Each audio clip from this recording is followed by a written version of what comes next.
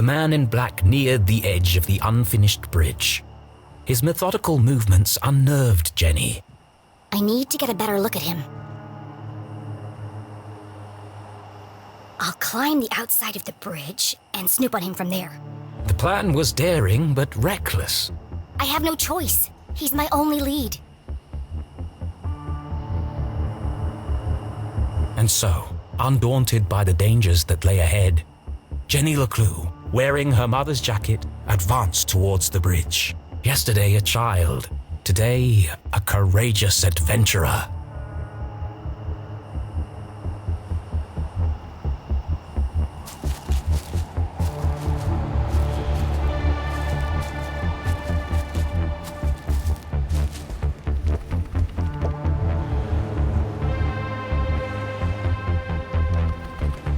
Easy does it. I don't want him to hear me coming.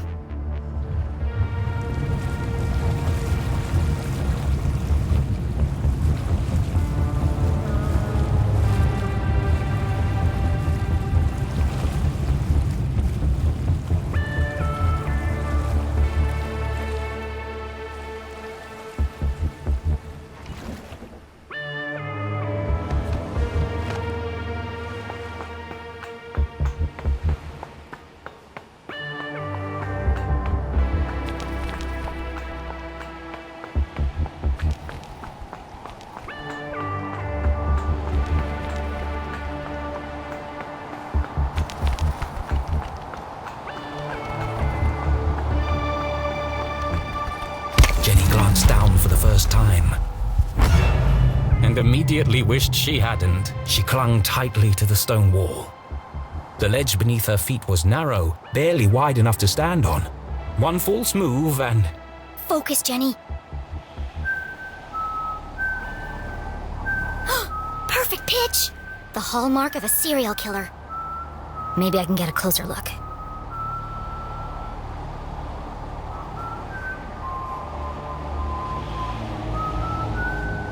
There you are. The brim of his hat concealed his face in shadow. The man in black remained an enigma. Could be 3 kids in a raincoat for all I know. He's just standing there. What's he waiting for?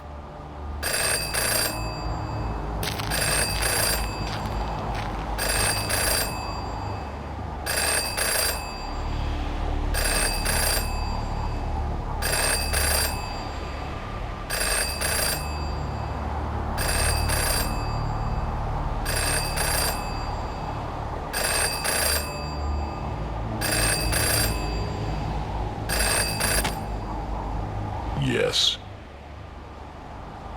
No. Yes. No. Wow, this guy's a real chatterbox. Yes. It's all there. Clear as day. Who is he talking to?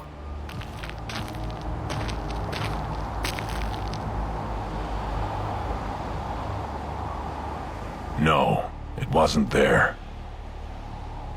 Yes, the whole house. She must have it. What was he looking for? Of course. Where? Hold on. What's he doing now?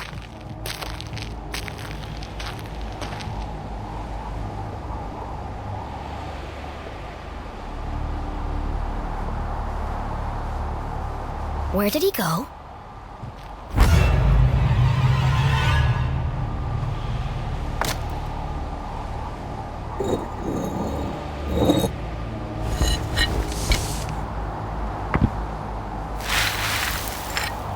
A super secret spy stash?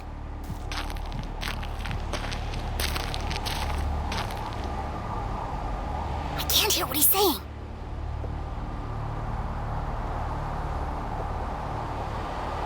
Yes, I'll take care of her. Tonight. They change shifts at 4. Yes, it's all here. I have to see what's on that paper. Yes, the biggest cross. I know.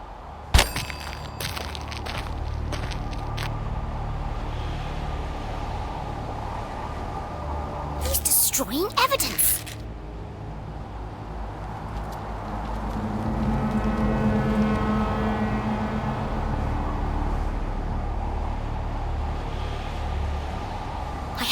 down there before it's lost for good!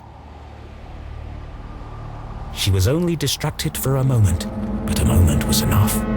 Damn, how does it do that?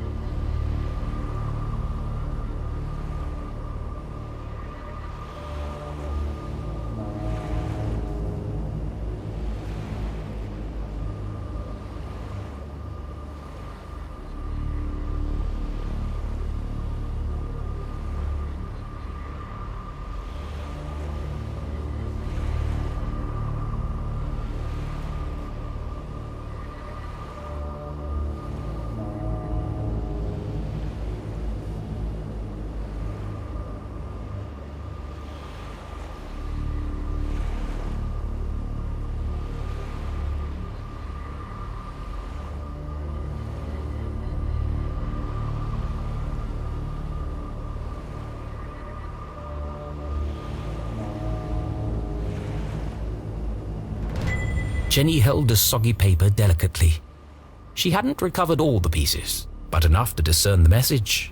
Beyond the fallen angel, through the crumbling arches, past the wooden gates. The entrance is buried there. Look for the biggest cross. Don't forget to pay your respects. What could it mean? They're directions to a secret entrance. But an entrance to what? Maybe there's more in the back. Mom? Jenny's heart skipped several beats. She remembered the man in black's words. I'll take care of her tonight. He's going to... Jenny couldn't bring herself to say the words. Mom's in terrible danger! Thankfully, her mother was safely locked away under the watchful eyes of the police. He'd never get past them. He won't have to. These instructions lead to a secret entrance. A way to get to the jail without being detected. But where?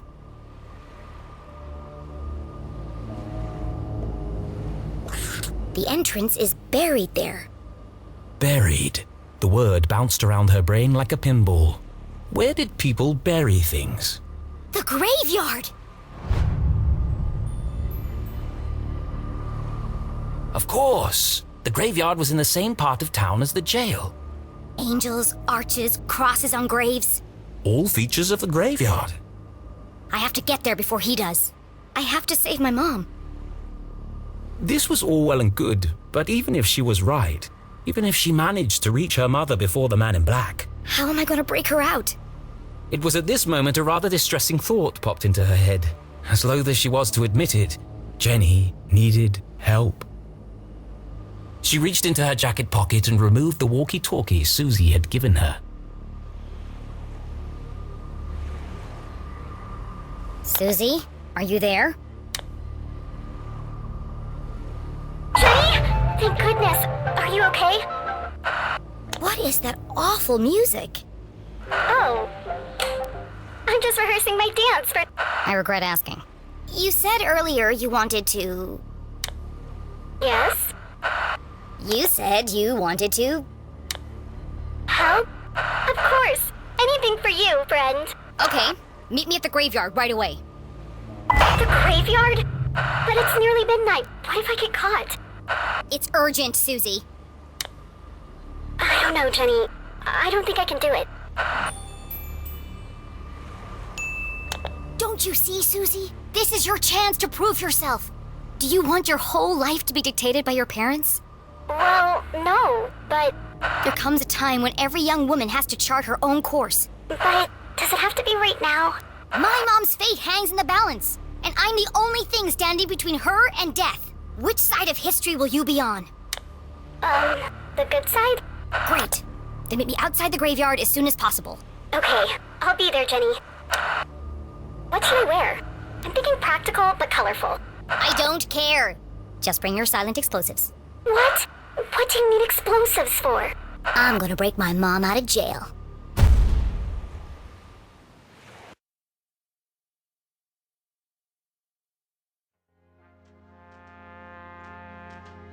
No, no, no, no, no! I am an artist. I will not be dictated to by some pen pusher in an ivory tower. It's too long, too violent, too dark. These are my characters. So why does it feel like they're rebelling against me? All this fighting, all this drama, and for what? Jenny and Susie should be best friends by now. Maybe it's time to wrap this one up. End on a happy note. Yes, let's fix this nonsense once and for all. You all right, Rufus? First, I need another drink.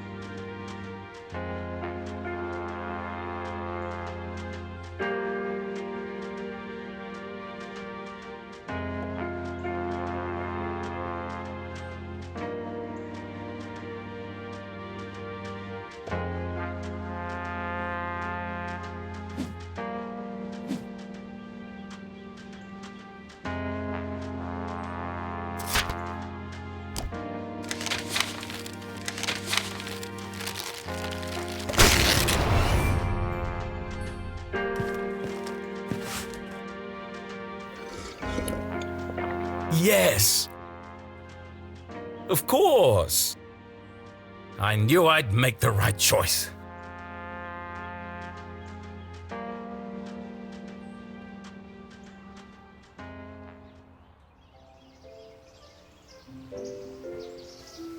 It was another glorious afternoon in Arthurton.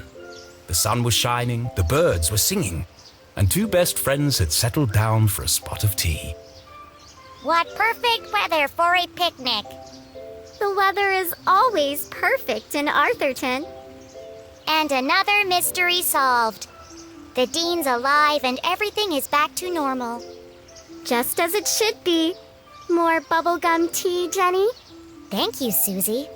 I'm so glad everything turned out so well. You are my best friend.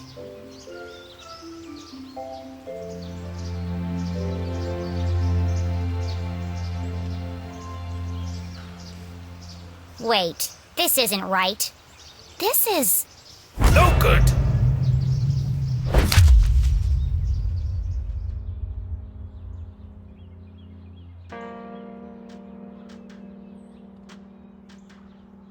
It's no good at all. This one can't end like the others. They won't publish it. I must write something different, something darker. It's the only chance I have of saving her. I'm sorry, Jenny. You'll see your mum soon, but for now, it's got to be the graveyard.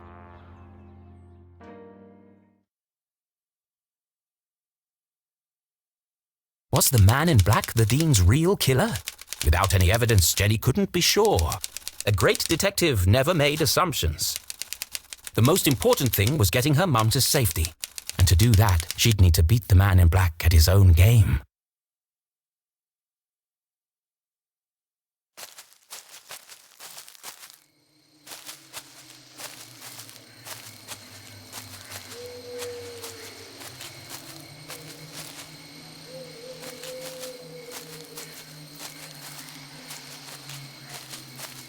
One thing's for sure. I'm gonna need to be very quiet.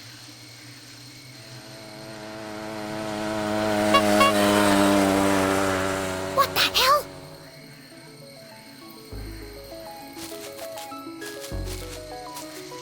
Hi, Jenny. I'm here. And I brought snacks. This is a covert mission. Could you draw any more attention to yourself? Sorry. I just wanted to get here as quickly as I could.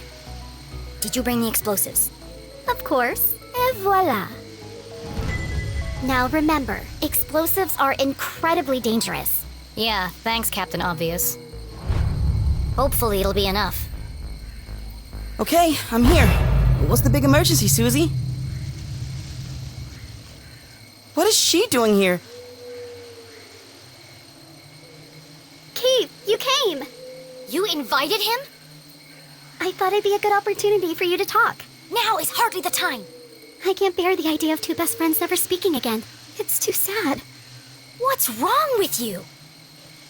I should go. No, Keith, wait. There was so much she wanted to say. But she had ruined the Dean's funeral, embarrassed Keith in front of the whole town. Worse, she hadn't been there for him in his hour of need. She wanted to tell him all about the Dean's ring, the man in black, and the mysterious room buried in the forest. But none of it would bring his father back. Sometimes the right thing to say was also the hardest.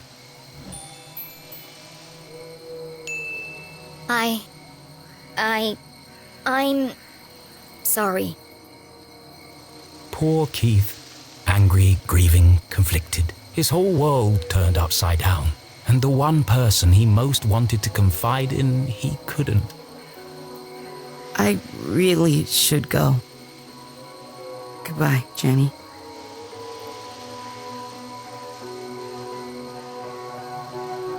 Well, that didn't go exactly as I planned. Are you okay, Jenny? As angry as she was at Susie, Jenny knew this was a situation of her own making. Let's just focus on the task at hand.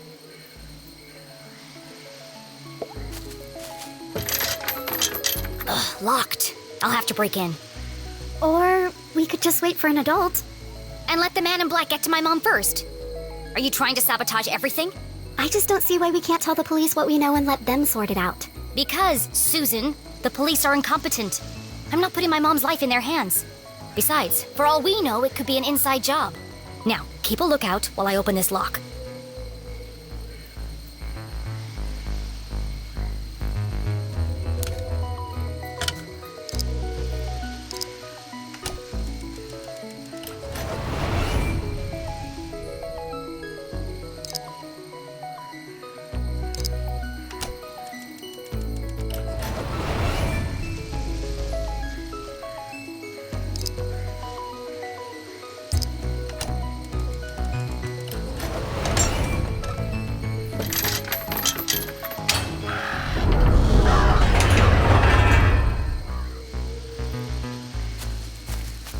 Are you coming, Susie?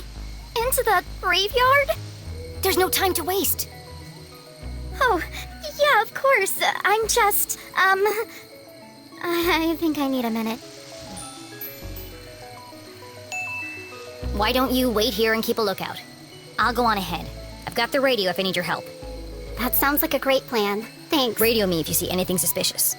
Especially if you see a man in black carrying a briefcase and a blue umbrella. Briefcase, umbrella, got it. Lock the gate behind me so no one suspects anything. And keep out of sight. Here, don't forget the explosives. Jenny had broken in undetected. Now she had to find the secret passage that led to the jail. I just need to follow the clues from the photograph. I'm coming for you, Mom.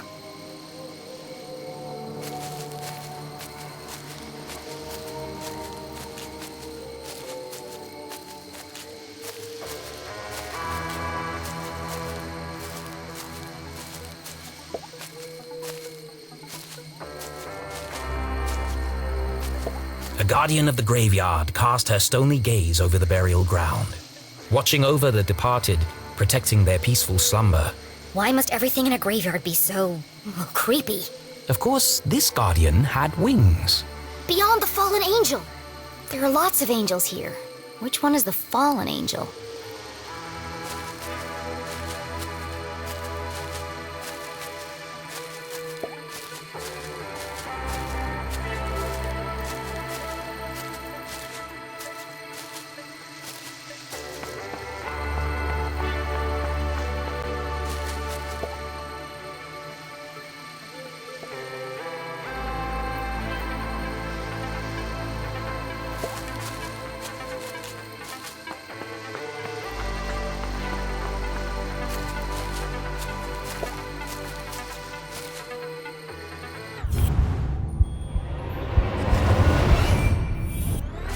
sword looks like it might move.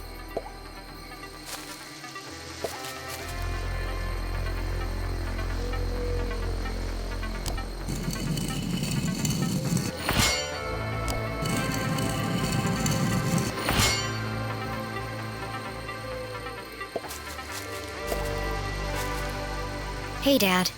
I can't stay long. Mom's in trouble, and, well... Jenny tried to be brave, but the past few days had taken their toll on our hero, and finally, it all poured out. Everything's falling apart. I wanted a real mystery to solve, but... I didn't think it would be like this. Dean Stroudsbury's dead. Everyone in town thinks Mom killed him, and Keith won't talk to me. I don't know who to trust. And now someone is trying to kill Mom, too. I have to save her, but I'm not sure I can. Why did you have to go and die on us? It was a really crappy move. I wish you were here.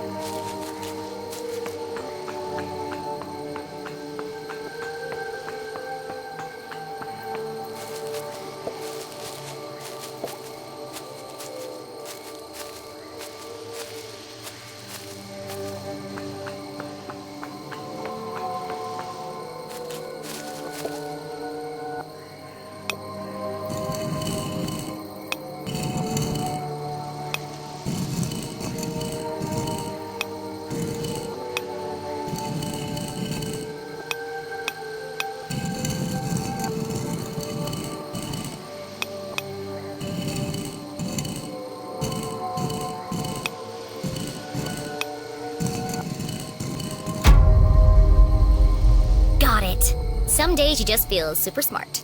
Jenny studied the stone discs. Now It's the face of a badger. That's unusual.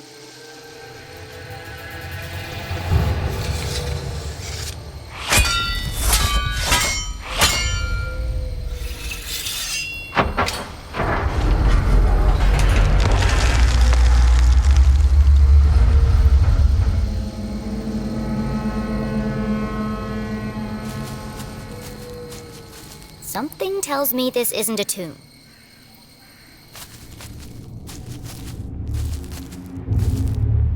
If the huge coiling wires hadn't made it clear, the hulking metallic shell certainly did. This isn't a tunnel. It's the entrance to another laboratory, just like the one in the forest. How many of these are there? The presence of such unusual and foreign objects in Arthurton begged even bigger questions. Who put them here? And for what purpose? It seemed to Jenny as if the graveyard itself had been built around the sphere. If something this conspicuous could be so easily concealed. What else is Arthurton hiding?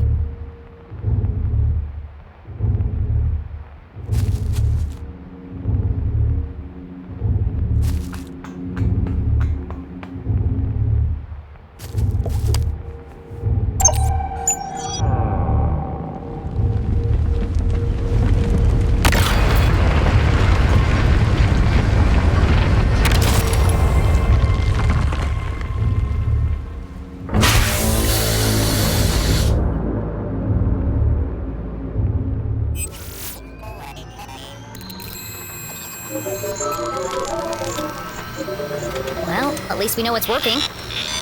As a dozen intricate machines whirred to life, Jenny noticed a remarkable resemblance she had overlooked before. Some of this equipment looks like the stuff in Susie's lab. Can't believe I missed it before. That girl owes me some answers.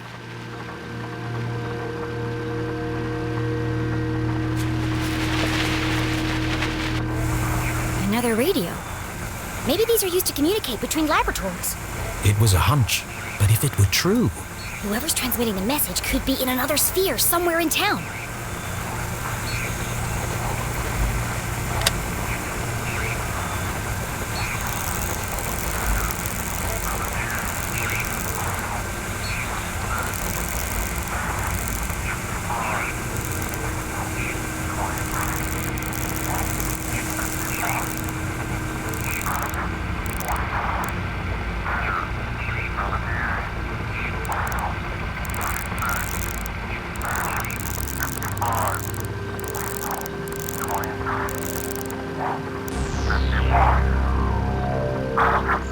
Voices before. This code was different from the last. Just as strange, though. Jenny carefully transcribed the words into her journal. Let's see what the hawk and the weasel have to say about this.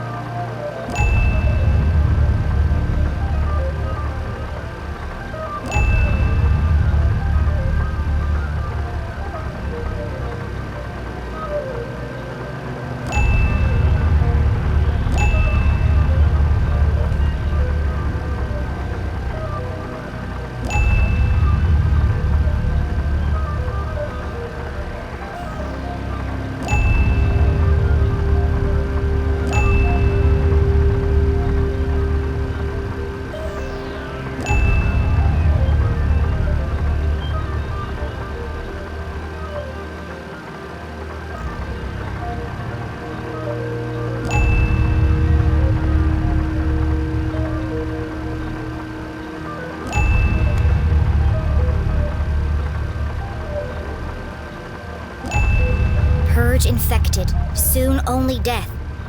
Forever silenced, despair herself is near. This message, as sinister as the last, sent Jenny's analytical mind into overdrive. Is the man in black sending these messages? Purge infected, forever silenced. Could that have something to do with Dean Strasberry? It can't be a coincidence that I found a copy of the same book by the Dean's corpse. But how are they connected? Soon only death, despair herself is near. And now they're coming for my mom. What does she know that they're willing to kill her for?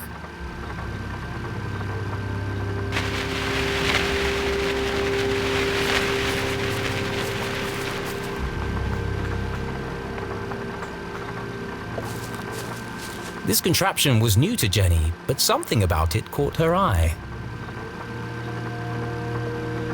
A large metallic slab with a distinctive indentation carved into its surface. That shape. Where have I seen it before? The Dean's ring!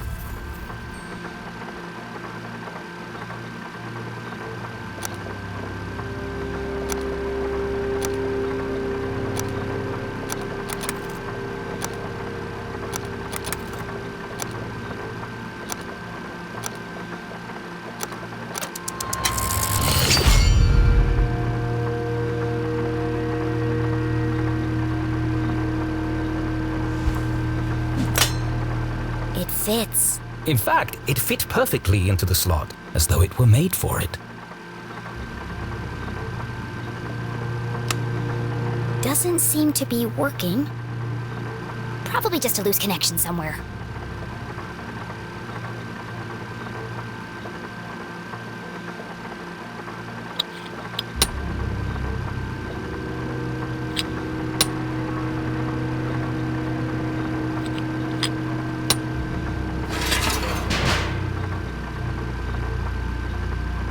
Jenny knew that the best way to fix anything electronic was... to mess around with it until all the lights come on.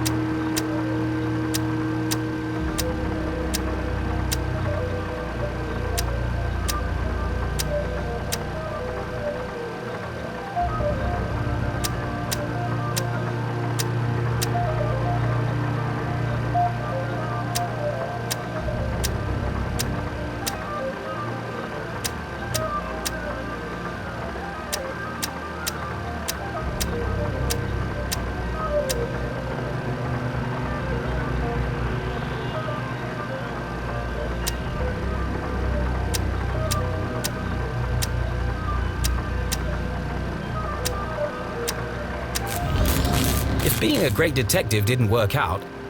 Jenny had a promising career in machine repair to fall back on.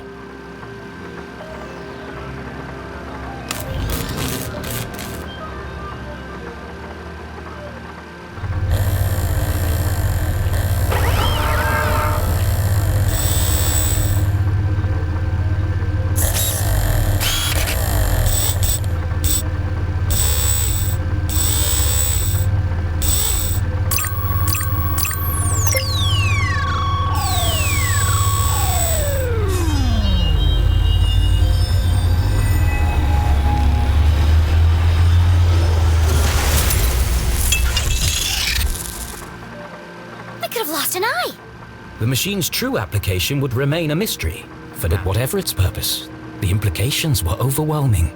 Dean Stroudsbury is somehow connected to this place. Had the Dean been aware of the secret hiding within his ring? Whether he knew or not, it's likely he was killed because of it.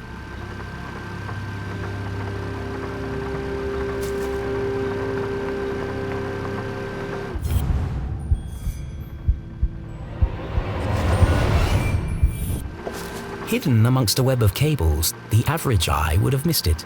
But Jenny LeClue was a great detective. There's a book pinned beneath that cable.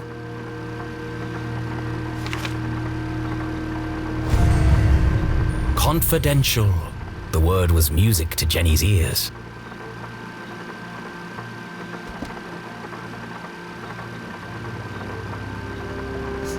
Zazer. Jenny recognized the name, but couldn't put her finger on where she'd heard it before. So this lab is his invention. He called it a Zazer sphere. Well, at least I've got a name.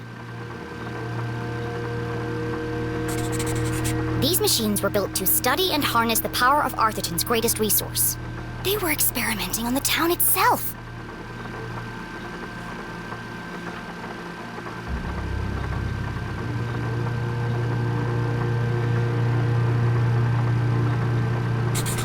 He designed a bigger sphere. Bigger than this? Did he ever build it? And if he did, where?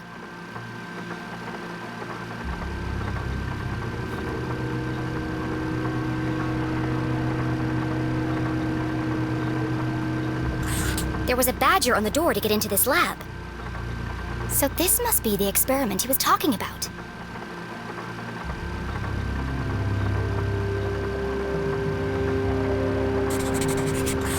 Exhaustion, rushed schedule, dangerous conditions. The parallels with her father's own working conditions were distressingly clear.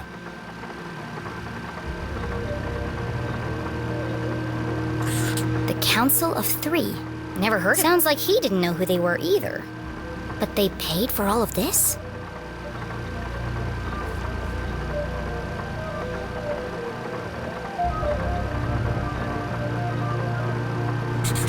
All dead. All my fault. The words echoed across the metal walls, ghosts of a past tragedy. What did he do? It must have been terrible.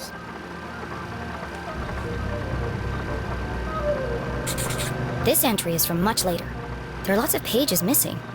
It seems that whatever happened before, he carried on his work long after. As is the case in all tangled mysteries, every new piece of evidence raised more questions than it answered. But she now knew the purpose of this Zazer sphere and the name of the people who had built it. The Council of Three. It wasn't much to go on, but it was a start. What's this? Another blank scrap of paper.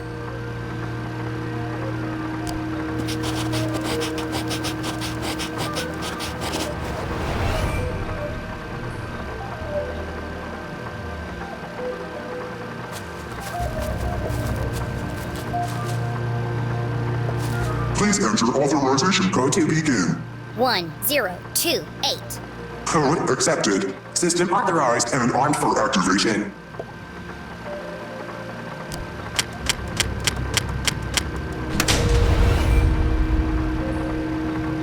Preparing to run experiment 12, cycle 78. Sphere hermetically sealed. Magnetic transducer coils charging. Accumulating voltaic cells. Commencing experiment 12-91.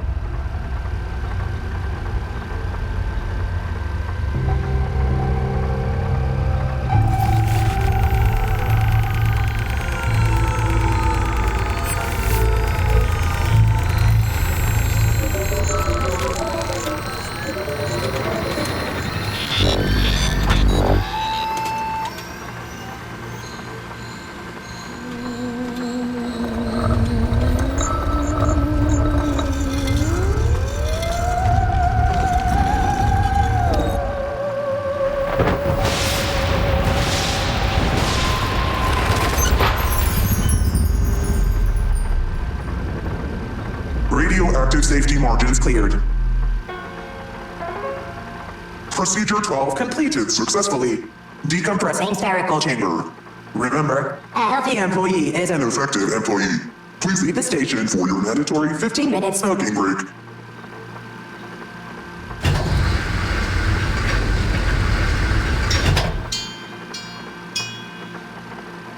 I wonder what it did.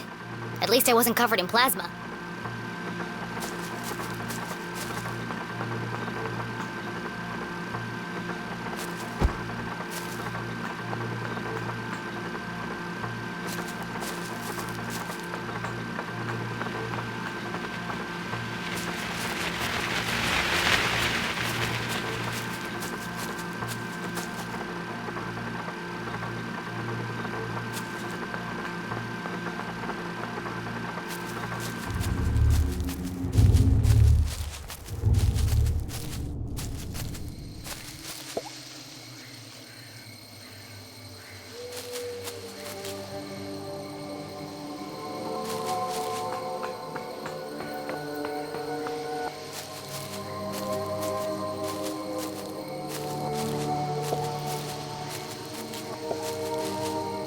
Jenny, did you find the entrance? Not yet. Jenny was hesitant to share her discovery, but Susie might have vital information. Have you ever heard the name Zazer before? Professor Caesar? Yes, he was a famous scientist. There's even a statue of him in Avocado Park. That's where I've seen his name before. He worked for my family's company, but that was a long time ago. He led the research and development team. At least he did, until... Until what? It's quite sad, actually. He went mad from mercury poisoning. He had to be institutionalized. They said he was a danger to himself and others. Why do you want to know about him? I found something that belonged to him. Oh, wow! In the graveyard? Is it one of his crazy inventions? Something like that. I have to go. Keep out of sight and let me know if you see anyone. I will. Good luck, Jenny.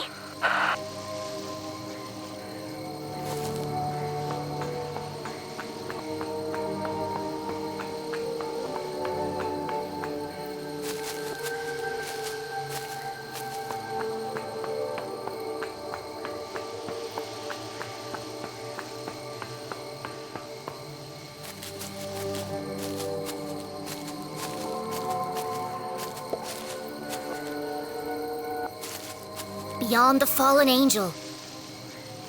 This is it. The entrance must be through here.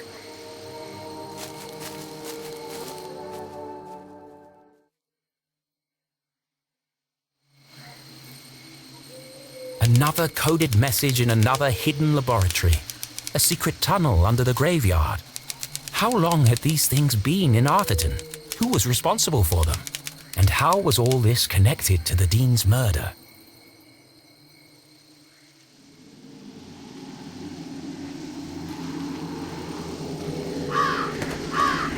Through the crumbling arches. Past the wooden gates. This must be it! Now all I have to do is find the biggest cross.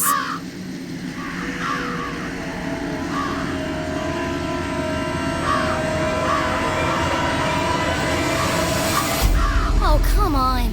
There's a million crosses in there. Jenny, where are you? It's getting really creepy out here. I'm in the old part of the graveyard. Oh, no. Every kid in Arthurton knew the graveyard was haunted. The ghosts of early settlers walked among the tombstones late at night, waiting to avenge their tragic deaths in the mines. A few months ago, Peggy and Veronica went up there after curfew with some boys. And they were attacked by a ghost! They were probably hallucinating from all the hairspray. They swore to me, Jenny. They wouldn't lie. I don't believe in ghosts. And the tall tales of a bunch of arrowheads won't change my mind. Even so, Jenny's skin crawled with goosebumps. It might have been her imagination, but the night suddenly seemed a lot darker. Maybe I'll use Mom's flashlight. You know, just in case.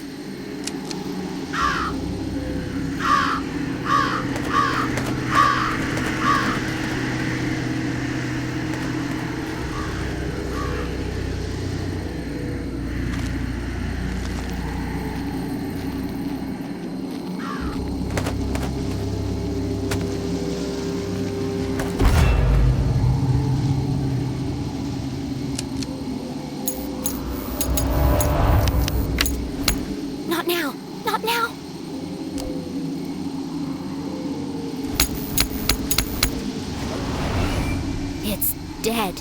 Unable to see more than a few inches ahead, our trembling adventurer had no choice but to edge forward, very slowly.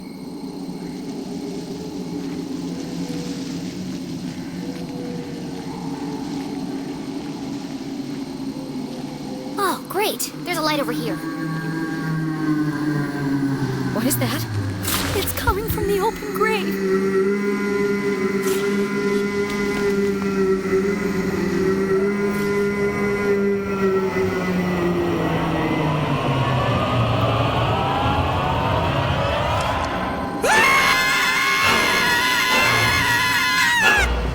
Wait.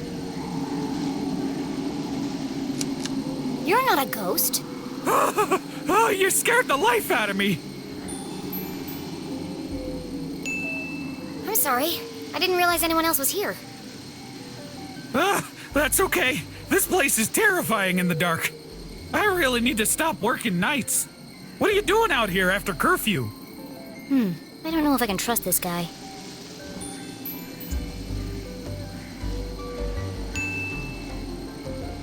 I'm a city-appointed grave inspector, and I'm here to inspect this grave. Is it Tuesday already? Goodness me, where are my manners? Hop right in and have a look around. No, that's okay. I can, see it fine from here. You're the LeClue girl, aren't you? Well, Your poor old man. What a horrible way to die. yeah, I don't really like to talk about it. Blown into 1,000 pieces. What a way to go. Boom! Gone! Just like that. An absolute tragedy. And the pain! Can you imagine? Nothing left of him. Hardly seemed worth digging the hole. Well, you're digging a big hole right now. Yes, ma'am. Regulation size 6 feet, not an inch less. The name's Matt. The second T is silent. Okay, Matt, I'm gonna need to ask you some questions for my report. Just the usual red tape, you understand. Oh, sure. Fire away. He seems harmless enough. I just need to be sure he's not working for the man in black.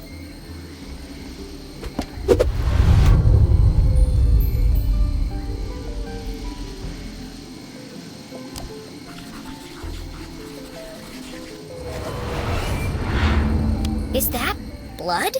Blood? Where? It's all over your clothes and your shovel. Oh, that! That's good old Arthurtonian red clay. Impossible to wash out. One of the hazards of the job. Why are you digging a grave in the middle of the night? Well, they have to go somewhere. The bones. The what? It's the problem with building a graveyard on top of an old mine. Ground's always shifted. Before you know it, bones are sticking out all over the place. We have to rebury them. It's bad for business. That's terrible. Could be worse. Could be dead, like all of these poor souls. Ms. Smith over there, bitten by a badger. Wouldn't want to go that way. Right there's Mr. McCarthy. Set himself on fire baking biscuits. And there's your dad, of course. Your poor dead dad. Dead. Are you finished? Oh, sorry. There I go again, talking about the dead. He knows everything about this place.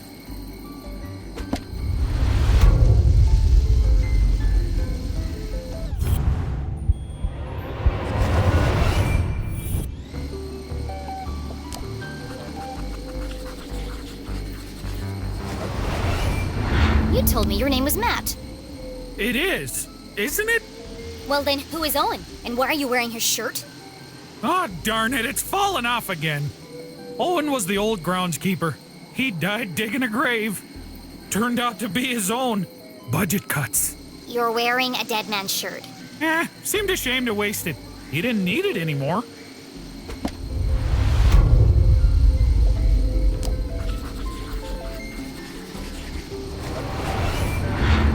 Have you seen anyone suspicious lurking around tonight? Oh, well, there was this one girl. A girl? She scared the life out of me. Really made me jump. Oh, wait, no. That was you, wasn't it? You'll have to forgive me. My memory isn't what it used to be.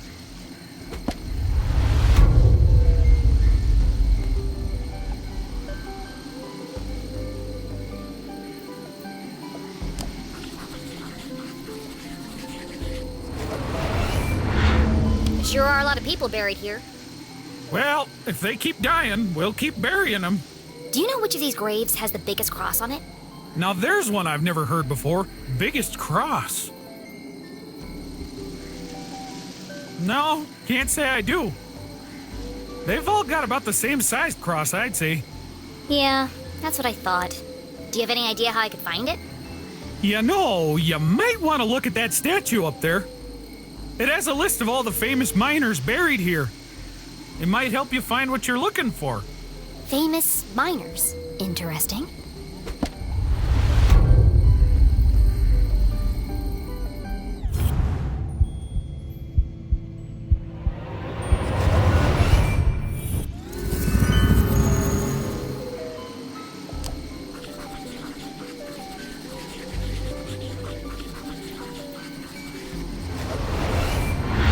Why do you have a flower in your pocket? I always keep one in there in case of emergency. People like to leave them by the graves as a tribute.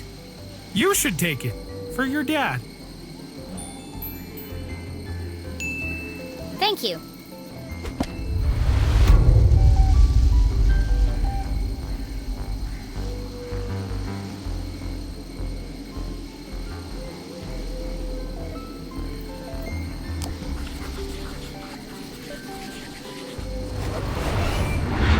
What's that stuck to your boot?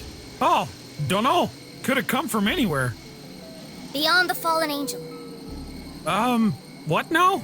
Under the crumbling arches. You lost me. The entrance is buried there.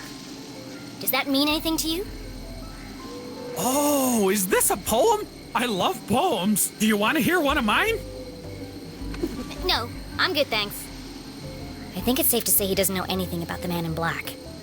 Well, thanks, Matt. That's the end of the, inspection. How did I do? Did I pass? With flying colors. Oh, and if anyone asks, you didn't see me, okay? See who? Exactly. Now, if you'll excuse me, I've got a statue to investigate.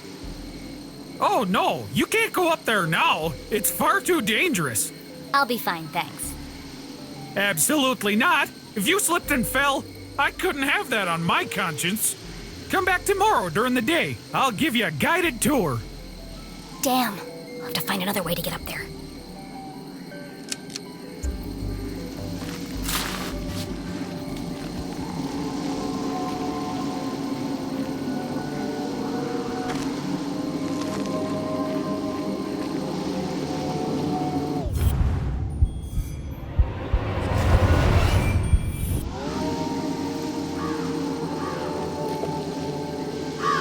Much like those buried in the graveyard, this tree had died a long time ago.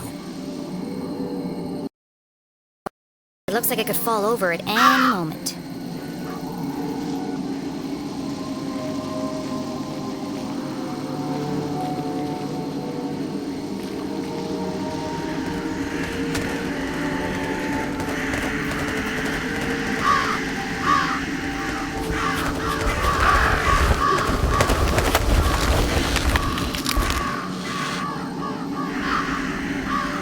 Interesting.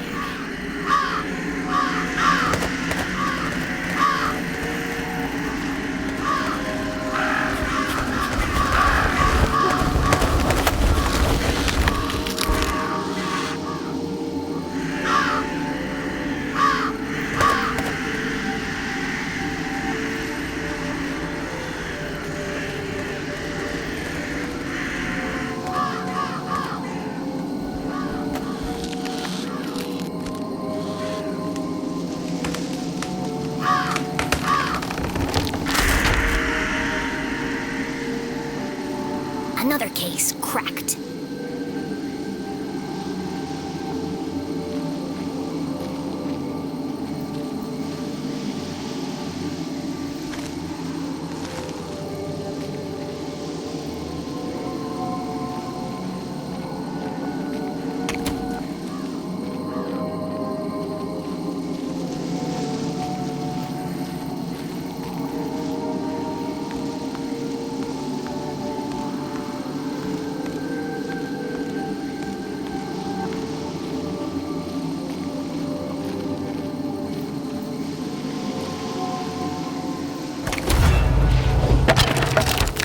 Mr. McCarthy? How did you get down here?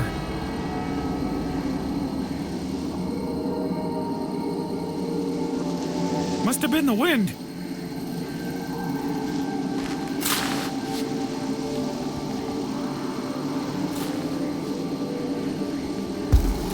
That was close. Hopefully this statue can help me find the biggest cross. Jenny had heard the tragic tale of a catastrophic cave-in that closed the mines under Arthurton. Everyone blamed the miners for ignoring safety procedures. Most were crushed instantly by the falling rocks. Others had not been so fortunate. Trapped with no water, no food, no light, they were condemned to a slow and painful death.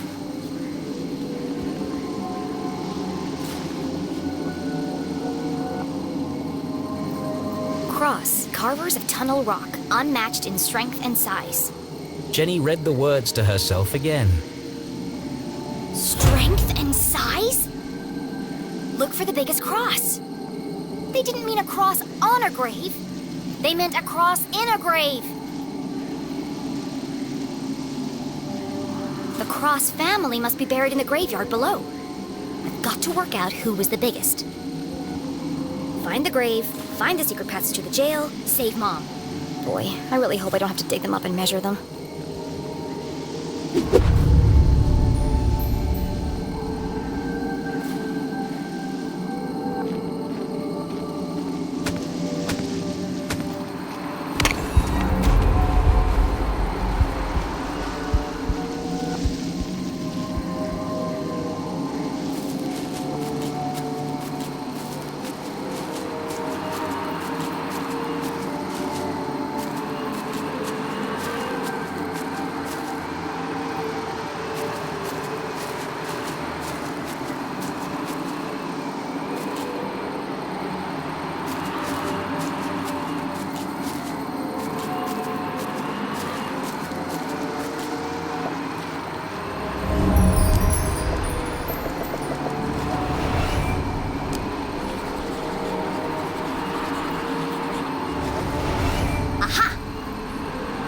Karina Cross. I was taller than friends. What an odd epitaph.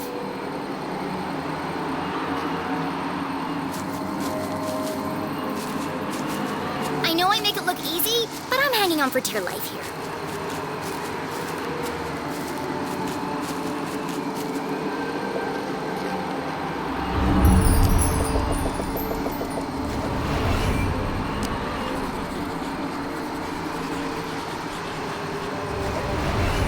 One. Casper Cross. What have you got to say for yourself?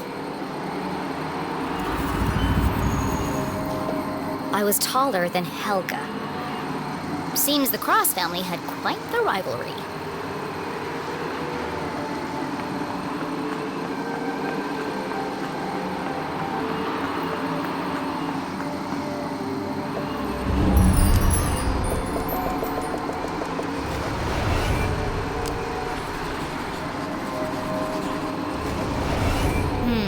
No cross buried here. The search continues.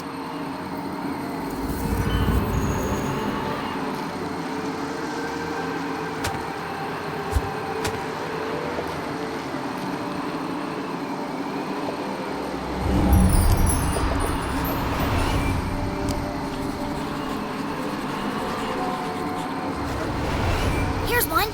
Helga Cross. I was taller than Karina.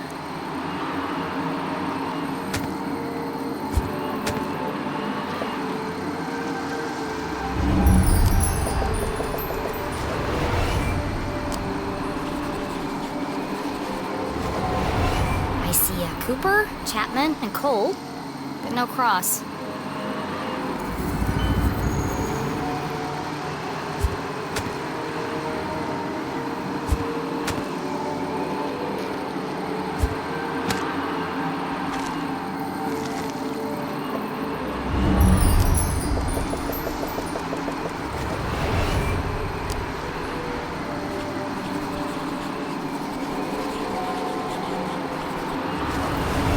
Bingo.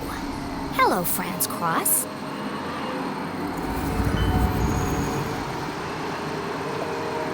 was taller than Ivan.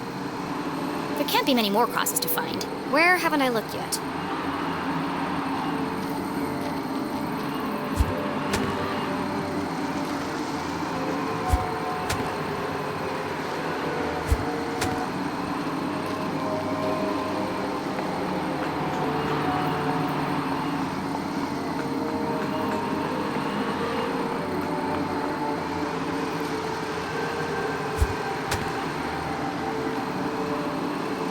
I really hope my next adventure relies less on the structural integrity of old plant roots.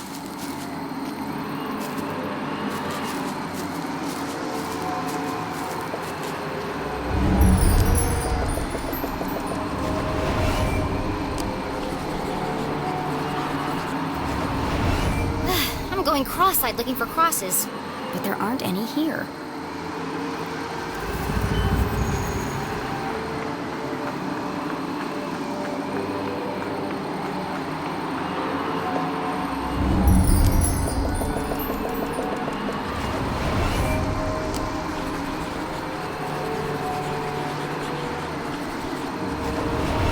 Here's another one. Ivan Cross. How tall were you? Casper is a little liar. Ivan wasn't pulling any punches. After an exhaustive search of the graveyard, Jenny had found all of the graves marked cross. Now I just need to work out who was the tallest. Who was the tallest cross?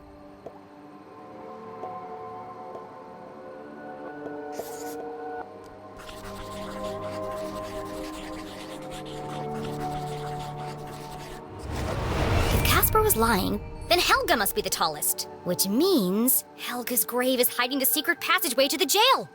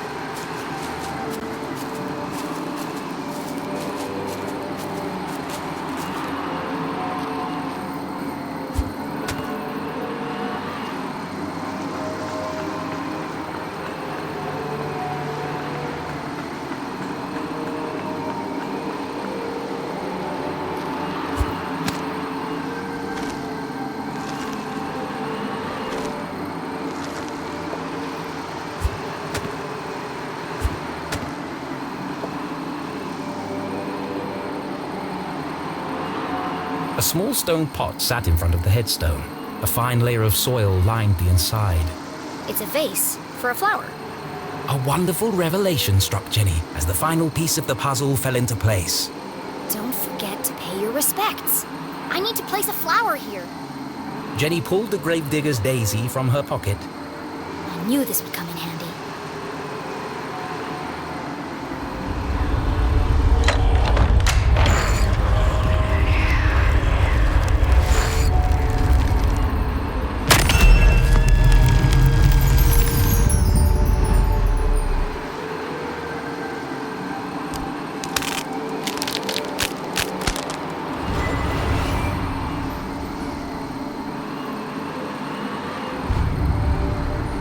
It says the entrance was relocated, but it doesn't say where.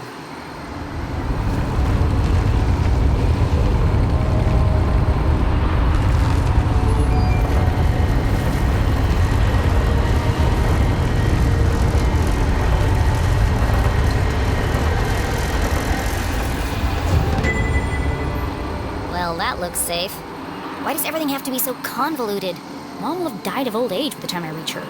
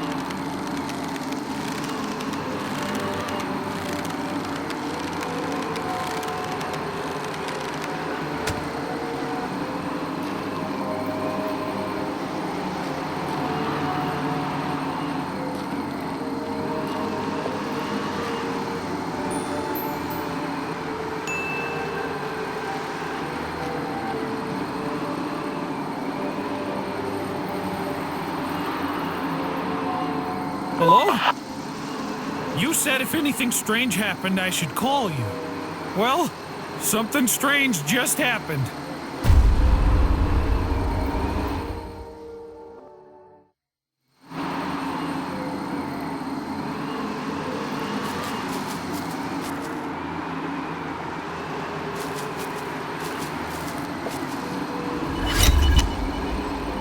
This is the only tomb here, and with no epitaph. This has to be it.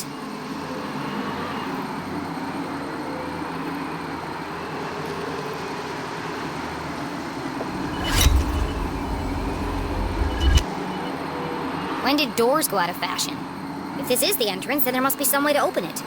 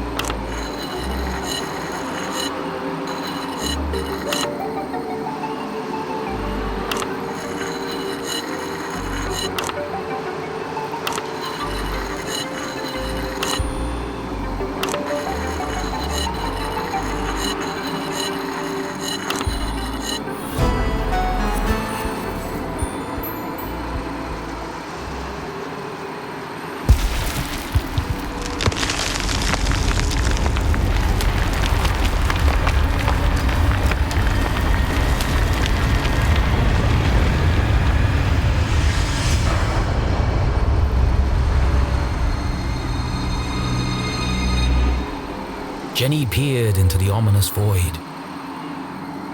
A jagged path carved into the earth, plunging deep beneath the rotting soil. How far down did it go? There was only one way to find out. I'm not sure I want to. Gathering her courage, she stepped forward into the distended bowels of Arthurton.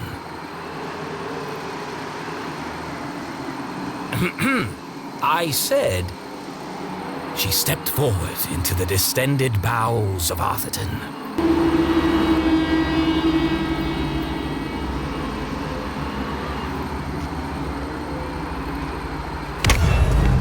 It's dark down there.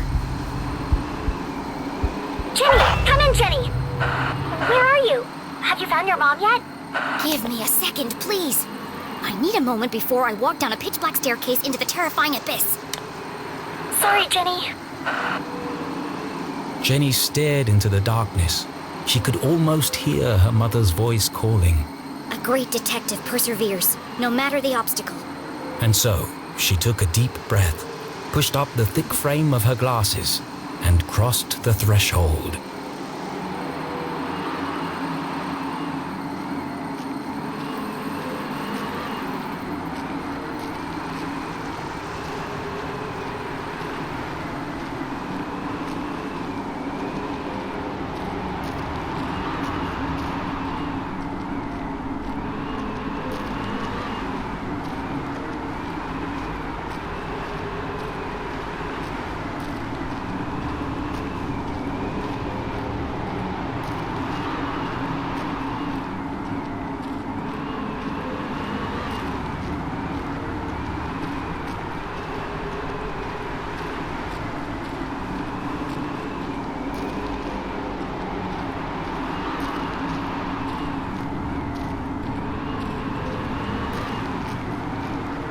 Another door. Locked, I presume. Whoever built all this certainly wants to keep it a secret.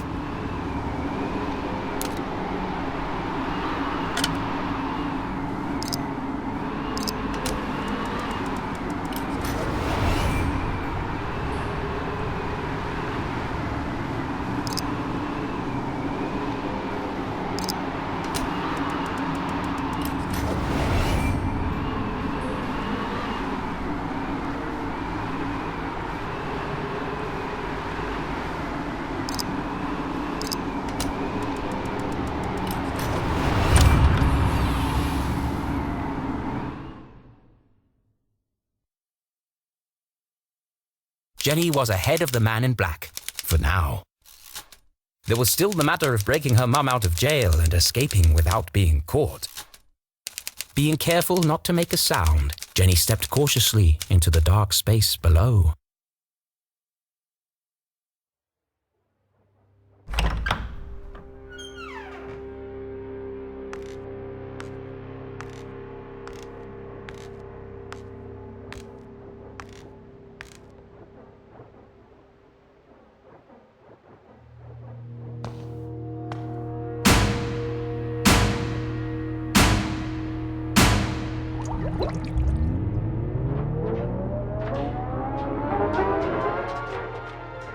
This isn't a tunnel.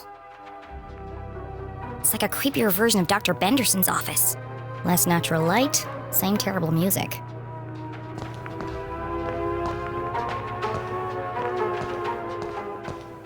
A giant metal door stood conspicuously in the middle of the room. It must lead to the jail! A perfectly reasonable assumption. There was just one problem. How do I open it?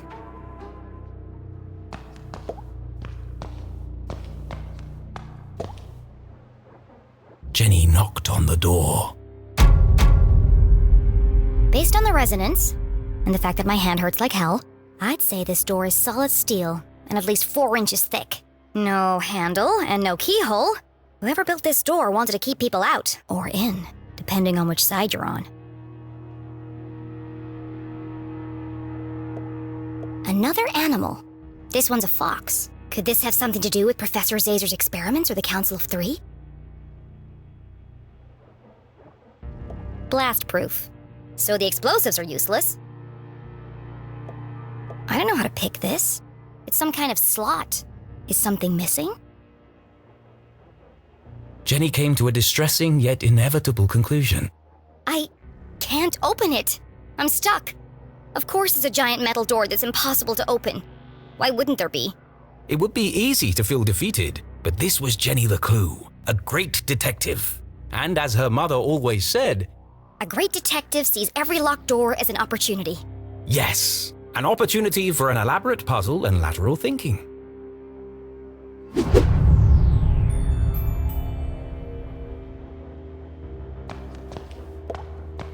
Someone works here. Or at least they did. Judging by the dead plant and dusty typewriter, no one's been here for a while. To a detective, rummaging through a trash can was like opening a treasure chest. Just with more gum and cigarette butts. Gross. My initial assessment? Looks like a lot of trash. A rotten sandwich, napkins, belly button lint. Wait a second. There's a note here that's been torn up. Could be a clue.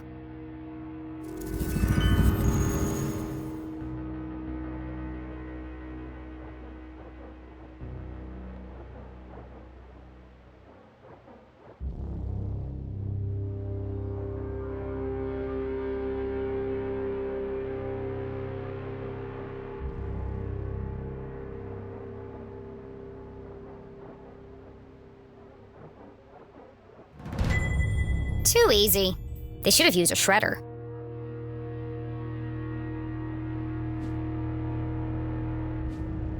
I know a secret code when I see one. This could be useful.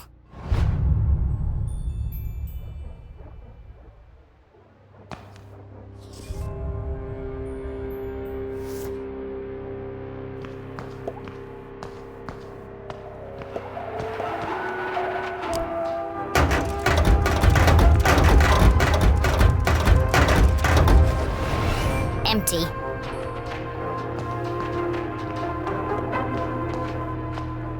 Detectiving was hungry work, and Jenny couldn't remember the last time she'd eaten anything.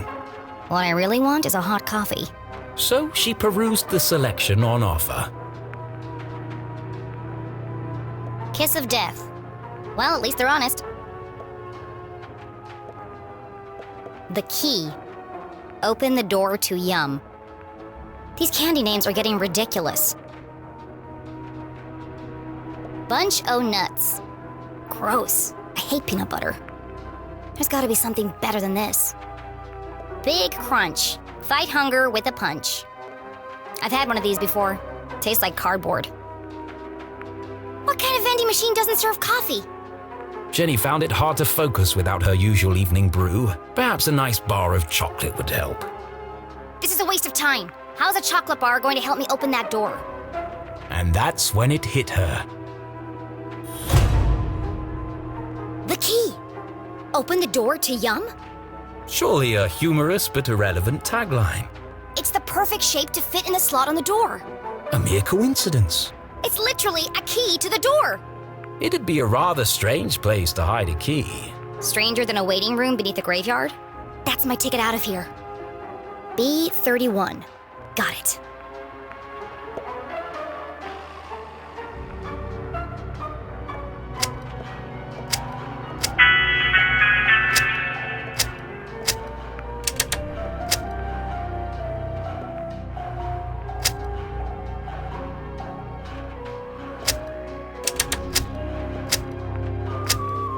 Got it!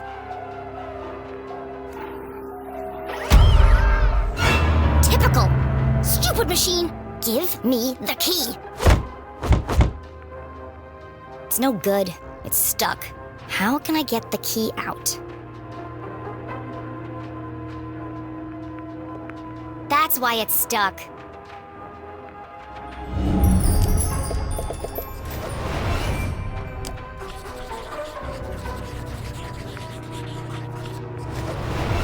The machine has one short leg, making it lean forward and to the right.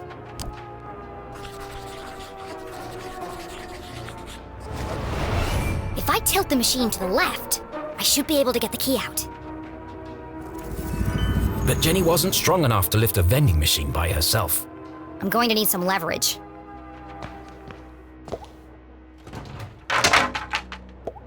Of course! I can use the mop to tilt the machine.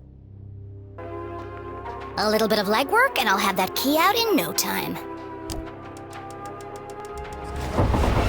Just a little bit more.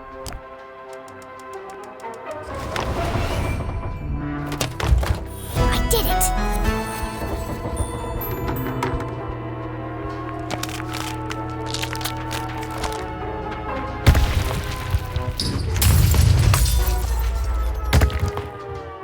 Oh, crap.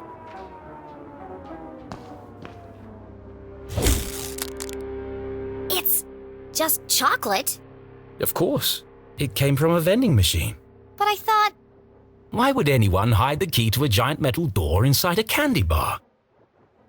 Actually, now that I think about it, it does sound pretty ridiculous. But necessity was the mother of invention. Jenny may have failed to open the mysterious door, but thanks to her ingenuity, she had created her own way through.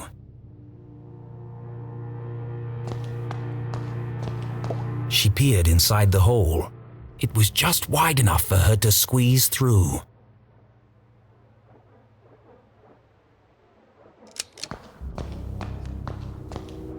Well, look what we have here. Jenny shone her flashlight on a damaged section of the brick wall. I can see through to the other side. The path ahead was dark and foreboding, but Jenny was too excited to be afraid, and so, without hesitation, she crawled into the rocky passageway.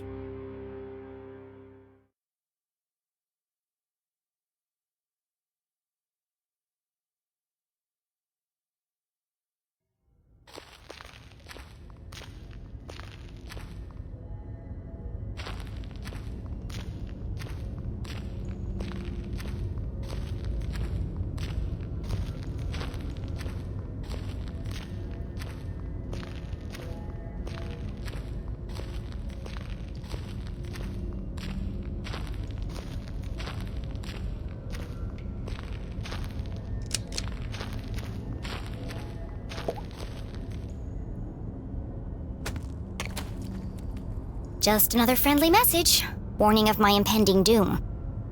Glatz Mining Core. Ah! Don't do that! Sorry. I just wanted to make sure you're okay. The walkie-talkies are for emergencies only, not chit-chat. I'm about to enter one of the abandoned mines. I can't have you distracting me. An abandoned mine? Be careful, Jenny. Those tunnels are dangerous. This is the case of a lifetime? Of course it's dangerous. But you'll get lost. Those tunnels run underneath the entire town. Exactly. One of them must lead to the jail. You're right. I bet I can find it on my map. What are you talking about? What map? In my granddad's journal. He was a great cartographer and mapped out all of the tunnels. And you've had this with you the whole time? I always keep it with me. It makes me feel close to him. Convenient. Why didn't you tell me this before? I didn't know you were going to end up in the mines. Fine.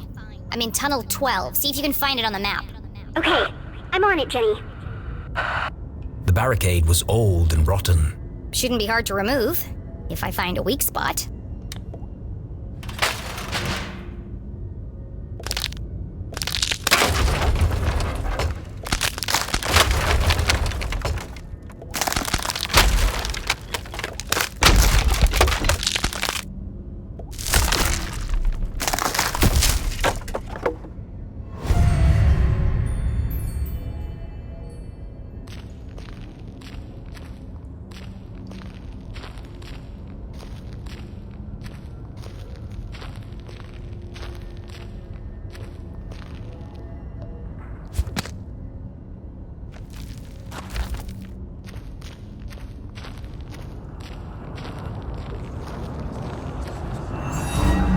Somebody else is here.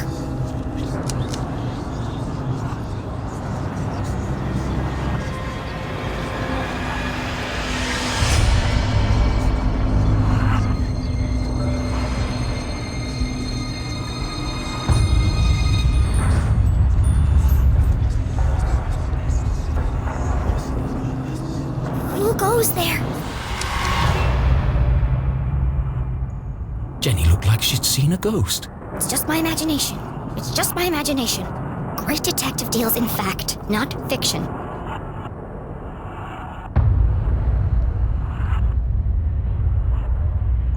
It was hard for even Jenny's logical mind to deny what was standing right in front of her. It's just my imagination. It's just my imagination.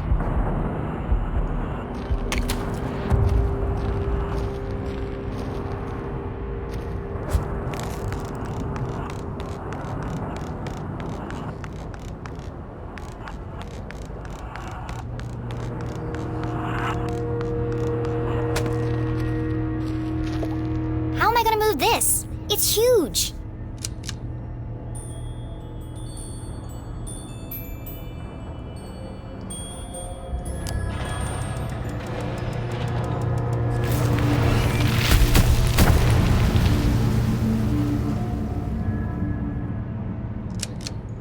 It's spooky how easy that was.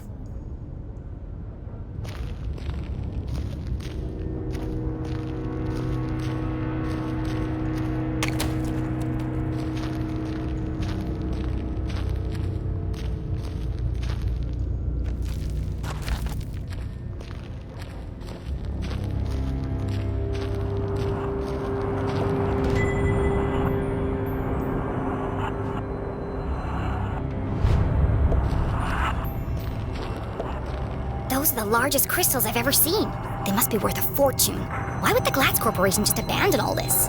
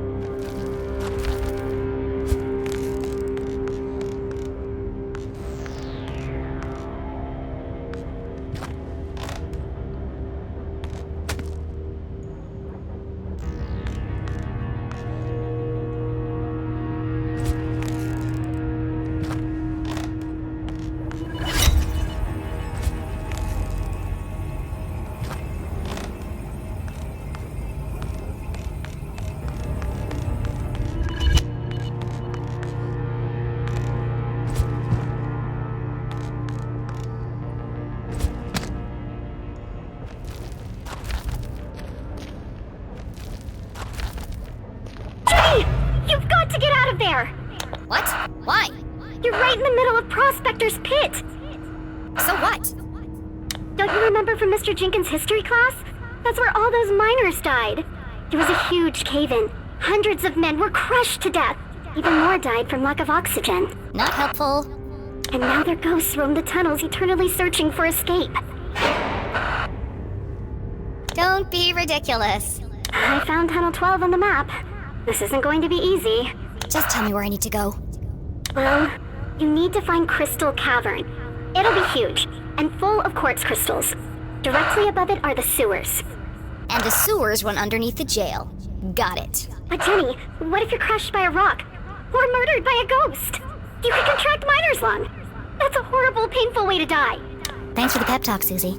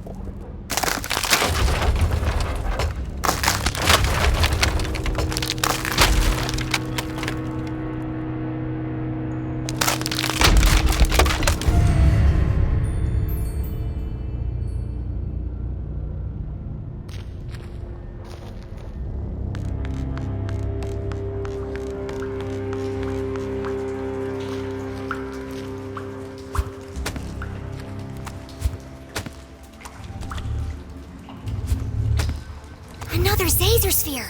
In the mines belonging to the Glatz Corporation, no less.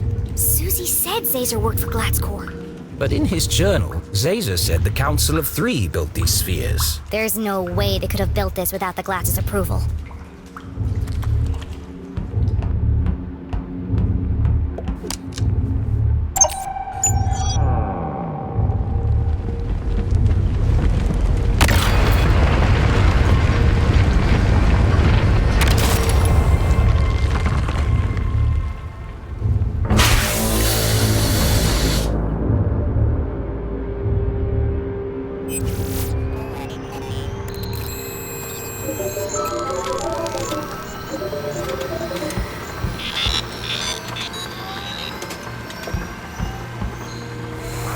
Well, hello, old friend.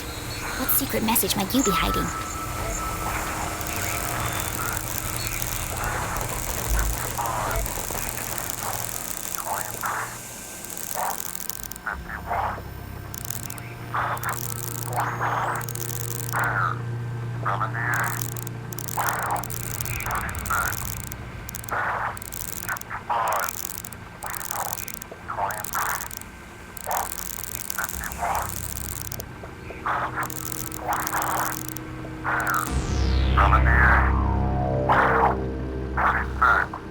Another code. Another piece of the message.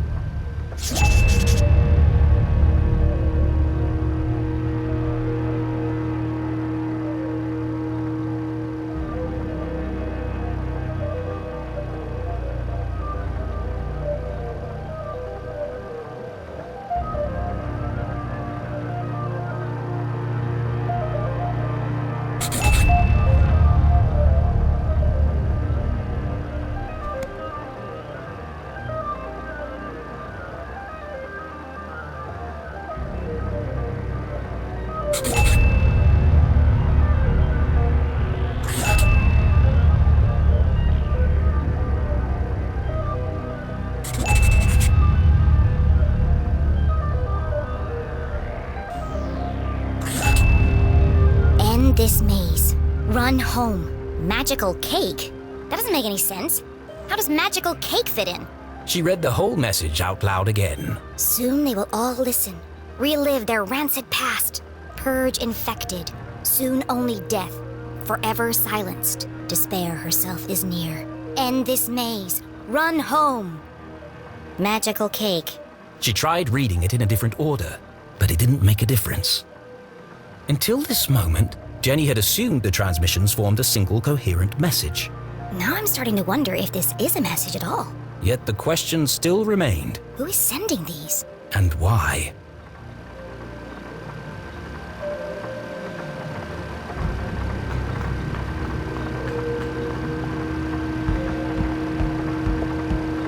Let's try this again. Hopefully it doesn't break this time.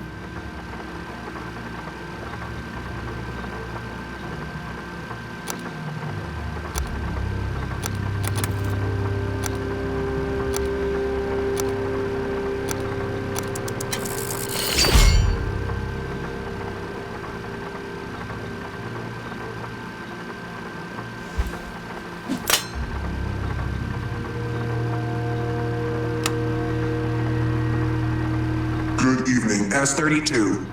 Printing access card, please stand by.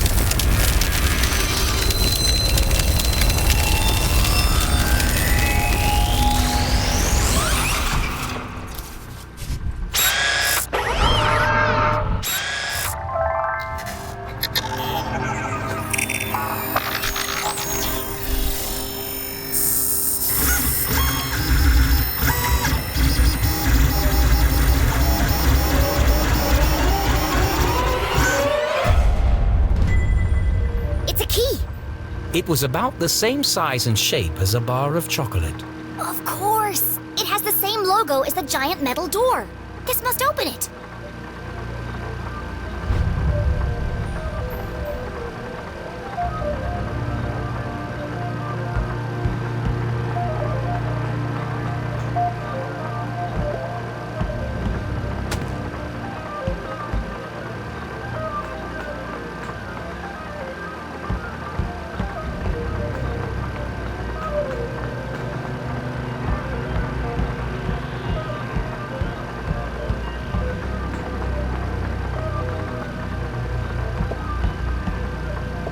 Please enter authorization code to begin.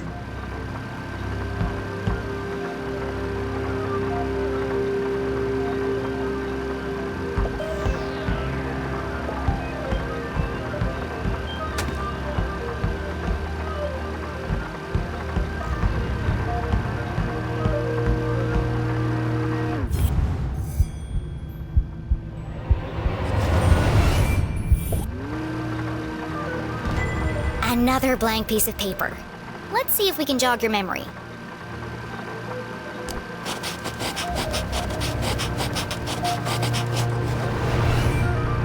"0719. Thank goodness this guy wrote down all the codes. Otherwise, I'd be trapped here forever.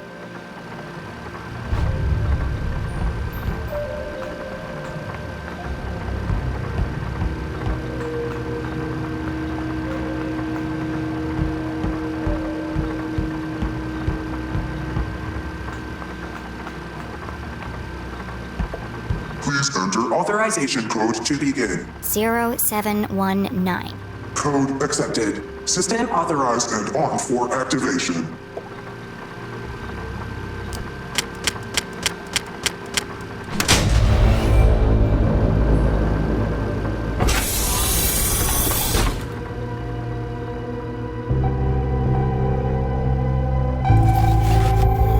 Preparing to run experiment 15. Please stand by.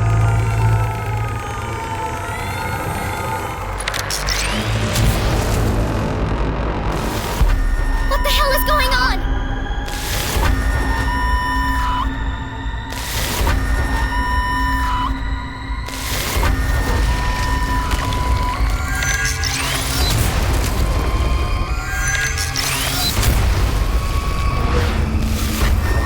Jenny didn't know what she'd started, but she'd have to stop it before the whole laboratory came crashing down.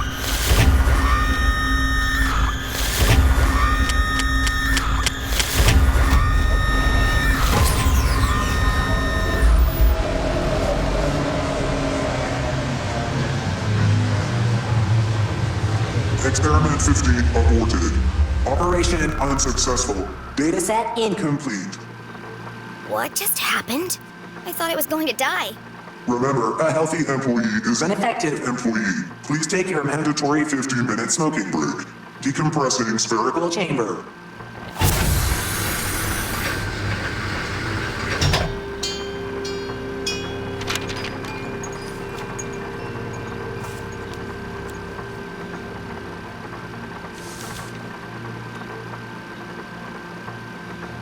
Curious?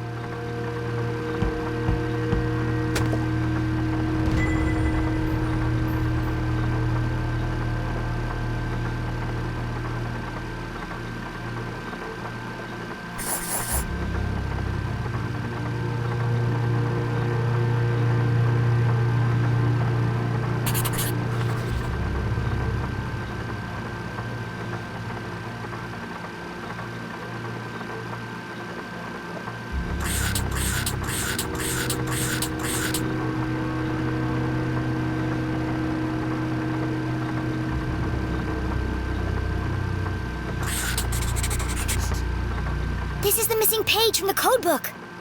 The text gave instructions and rules for communicating using a special code. That's why the radio broadcast didn't make sense. It was designed to look like a sinister message, but the real message is hidden inside.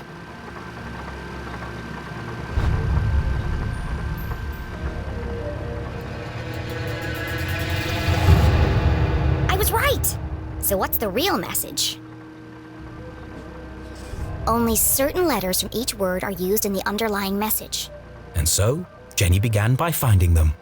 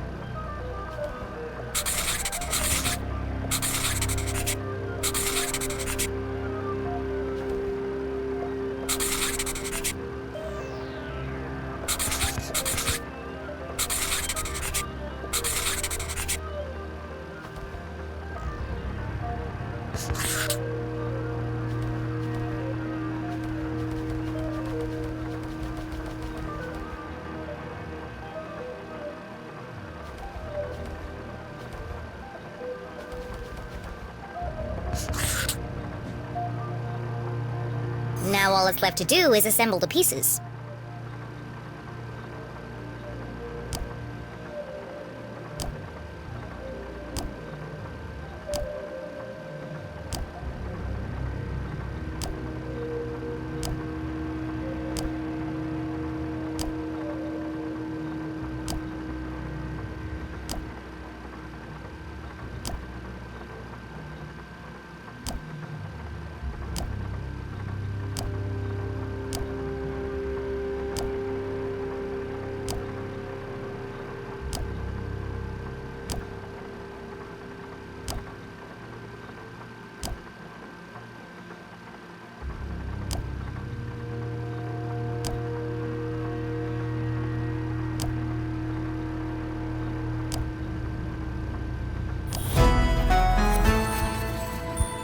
Still alive. Trapped on other side. Find Caesar. HLC. HLC. To most people, these letters would be meaningless. But to Jenny, they were as familiar as her own birthday. Dad? This message is from you! A fantasy. How could Henry LeClue have sent this message? Henry LeClue was... Still alive! The mere possibility caused Jenny's heart to pound in her chest. They never found his body. We buried an empty coffin. That was true. But what connection did her father have to the Zazer-spheres? Dad worked for Dean Strasberry, and the Dean was involved in all of this. Caesar sounds just like Zazer. And if Dad had the codebook, then he knew about the Council of Three. She read the message once more. Trapped on other side. Jenny pulled the freshly printed access card from her pocket and jumped to a hasty conclusion. What if he didn't die? What if they just wanted him out of the picture? What if he's a prisoner, trapped on the other side of the giant metal door? It was a plausible hypothesis, but incredibly far-fetched. And my mom knew all this. That's why they sent the man in black to silence her. Her hands were shaking, her eyes filled with tears. Was our great detective letting emotion overpower logic? No. HLC. It can't mean anything else. The message is from my dad. I have to get to Mom before the man in black does. And then we'll go to the underground room, together. We'll rescue my dad, and everything can go back to the way it was. This was her hope, her longing. But nothing would ever be the same again.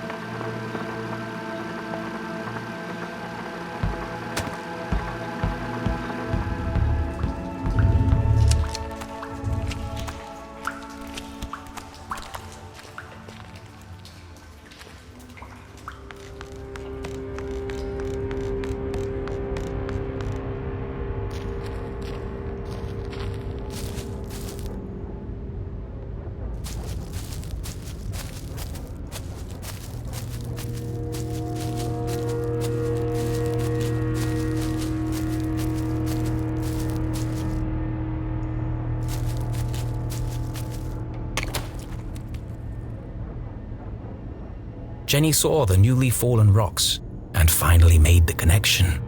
All dead. All my fault. The accident in the mines was caused by Cesar's machine. All those men died because of his experiment.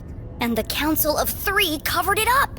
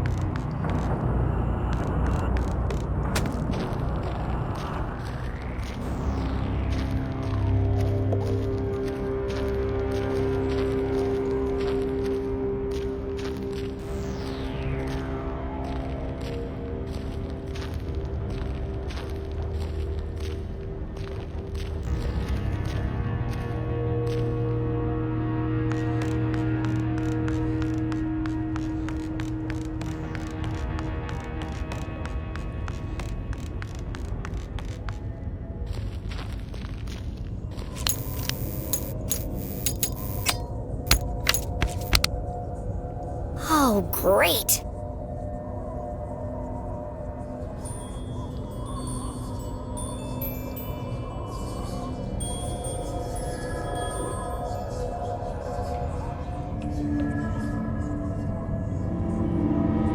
There's nothing there.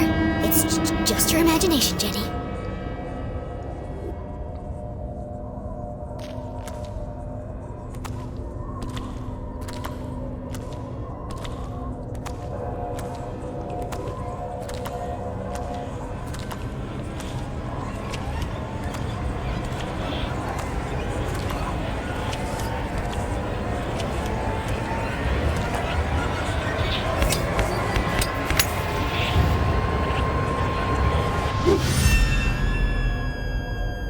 See? Nothing to worry about. Jenny! Ah! Damn it, Susie! You scared the life out of me! What do you want? I just saw the cutest little frog. Are you kidding me? I know, right? He's got the cutest little bug eyes. I just want to take him home with me.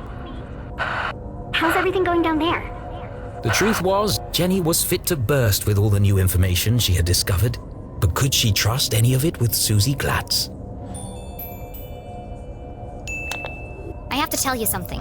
What is it? Are you okay?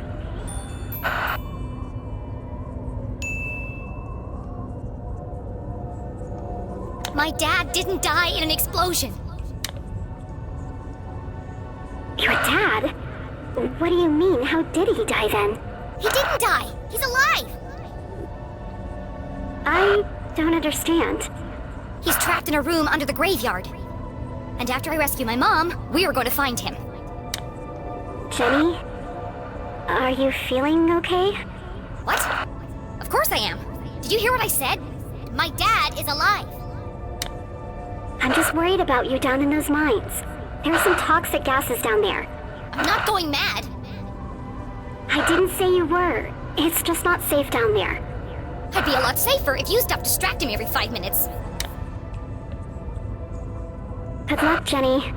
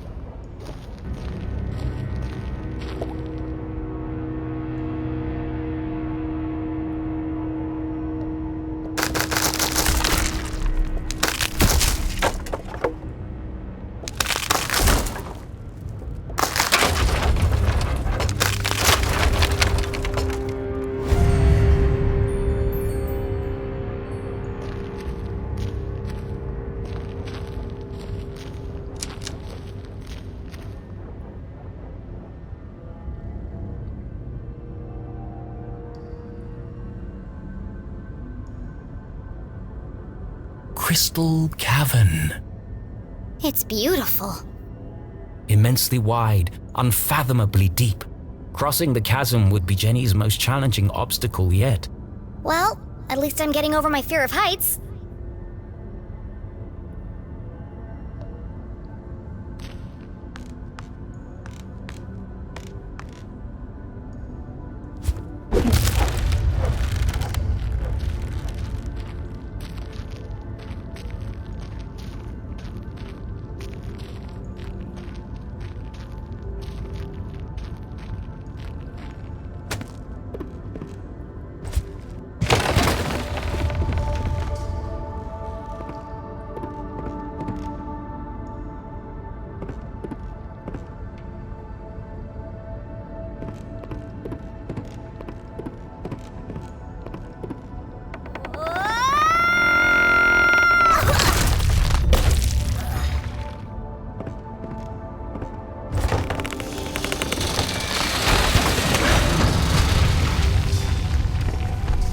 They don't build them like they used to, thankfully.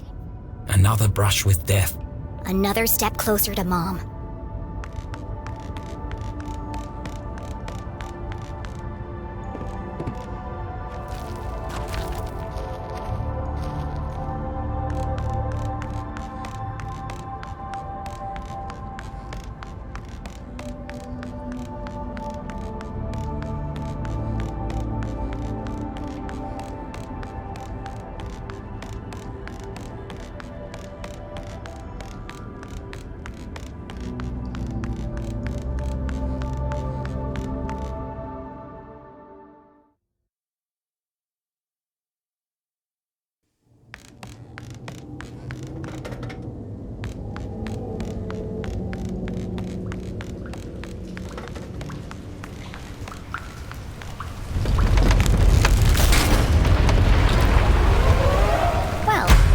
Going back that way.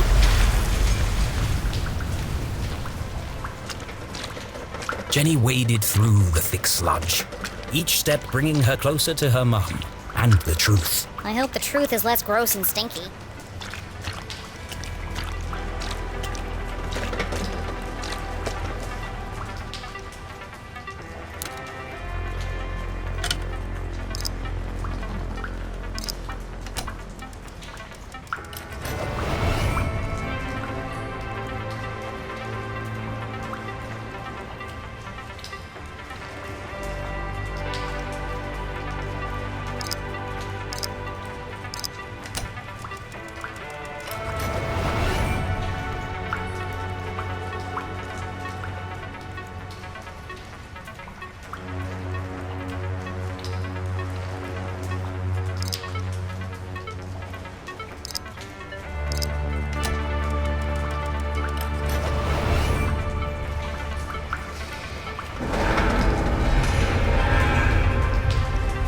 Piece of cake.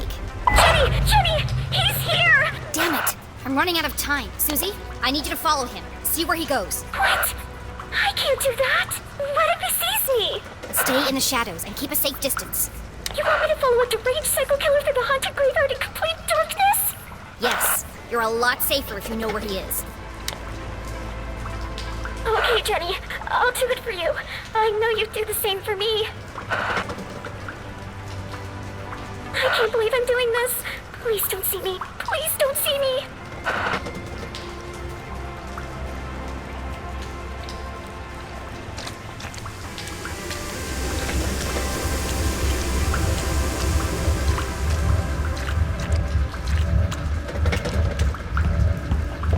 This machine is really working overtime. Looks like it's ready to blow.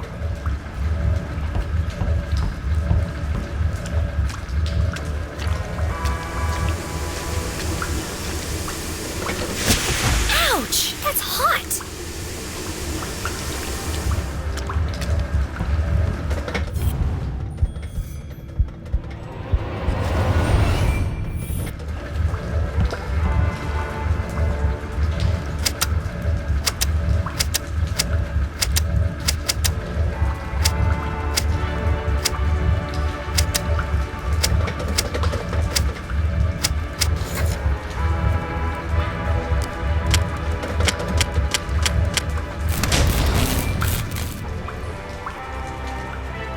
Fixed. Now I can hear myself think. This contraption was curious, and yet somehow familiar. Why does a town as small as Arthurton need such a powerful pumping machine?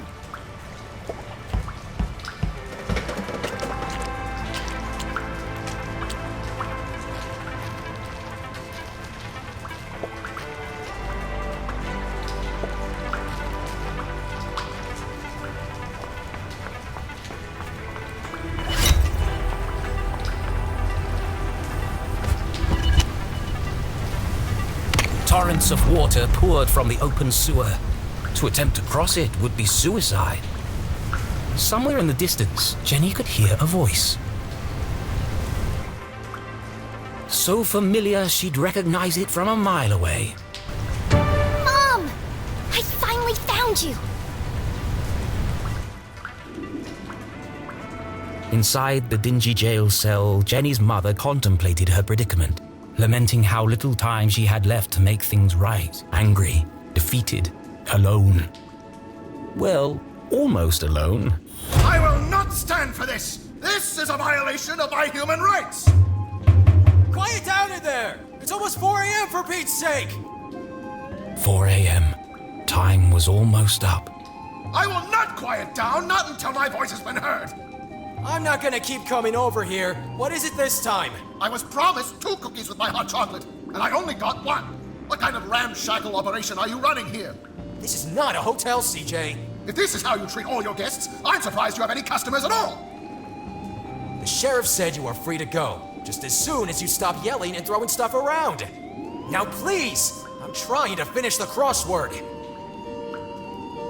That's right, run away! Service here has really gone downhill. CJ, did he just say you're free to go? Yes, but I'm holding out for breakfast. The bacon is exquisite. I can't believe it's come to this. CJ, I need you to listen to me very carefully. It's a matter of life and death.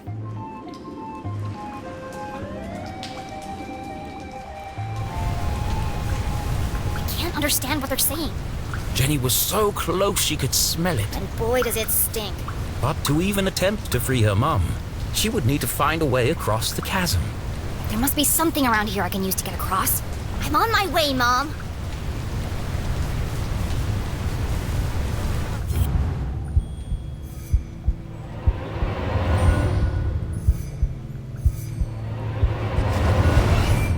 An old pipe hung precariously above Jenny's head. I'm going to take a closer look.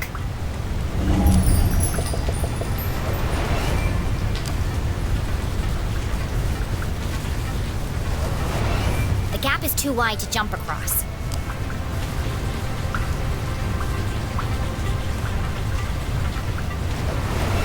The pipe is cracked and patched together at both ends.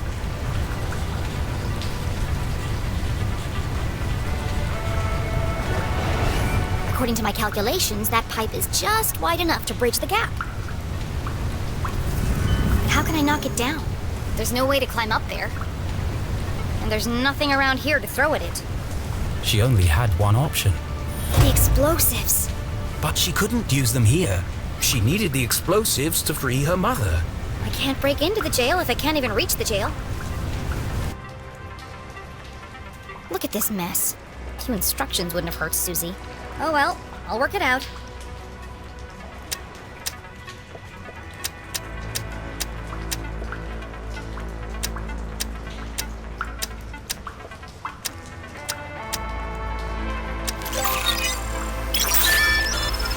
That's it!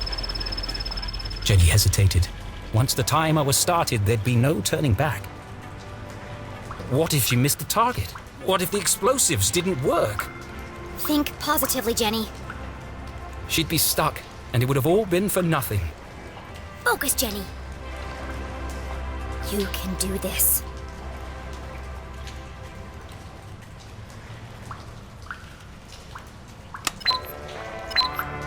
That doesn't sound good. I better hurry.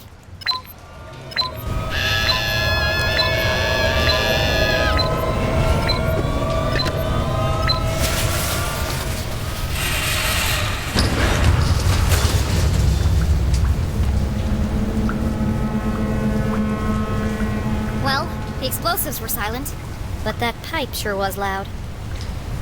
The plan had worked, but without the explosives, breaking into the jail was practically impossible. And with the man in black approaching, time was running out.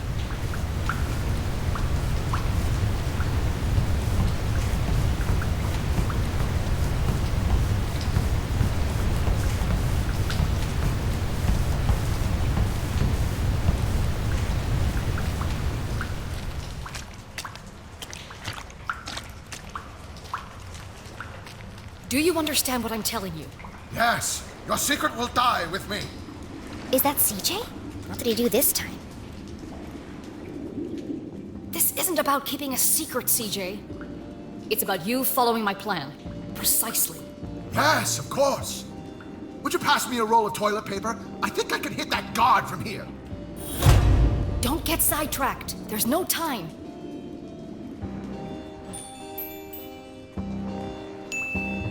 No time? For what? Focus, CJ. This is serious. You have to use the whole thing or it won't work. Do you understand? I'm only trying to scare the man, not take his head off. CJ, wear the gloves. Don't forget. Shh! Did you hear that? Somebody's listening. CJ, it's me! Ah! They found me!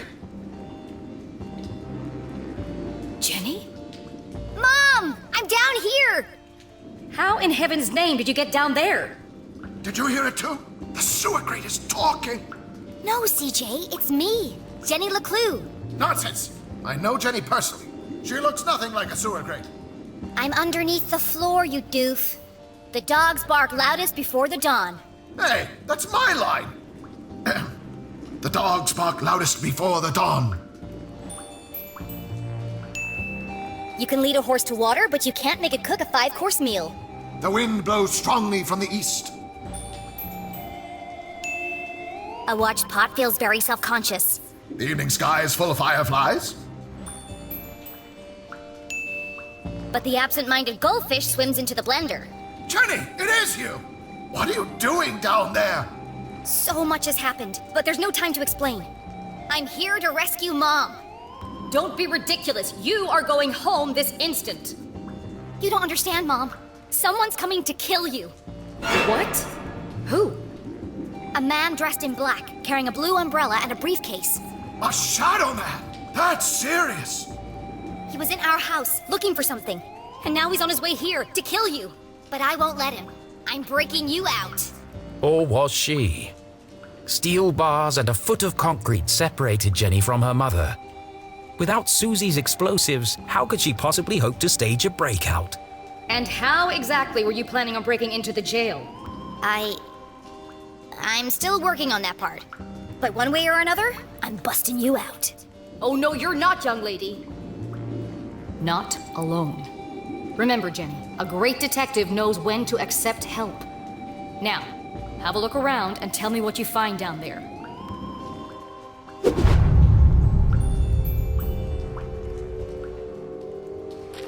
That pipe runs directly into the prison cell. It must be connected to something inside.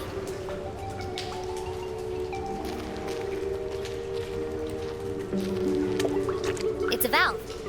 It controls the direction and flow of water through the pipes. This machine is identical to the last. It's very high-tech for Arthurton. I think it pumps water or sewage through all these pipes. Why are there so many?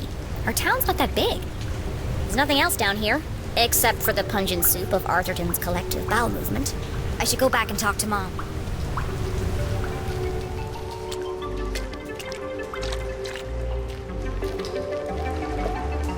Okay, I'm back! What did you find? There are pipes everywhere, connected by lots of valves. Some kind of sewage pumping machine, and a whole bunch of dead rats. What can you see up there? Everything Jenny knew about being a great detective she'd learned from her mother. Even with so much at stake, Jenny couldn't help but feel a rush of excitement. She was finally working alongside her mum on a real case. Drain cover, securely welded in place. Would require a small explosion to displace. Cell door, reinforced steel frame and bars. Wide enough to fit a hand through, but lock is unreachable. CJ, looking very anxious. Possibly has lice. A metal bed with pillow and sheets. Extremely uncomfortable. Dead rat, in the process of decomposition. Cause of death? Poison. Toilet, poorly installed. Possibly never cleaned. There's a large crack in the floor around the base. That's everything of interest here! I've got this picture of two monkeys holding hands. I think they're planning something. That's it! I've got it! I knew it was important! I know exactly how to get you out of there. Attempting a breakout without the explosives seemed futile, but Jenny had spotted something else useful. How can I break Mom out of jail?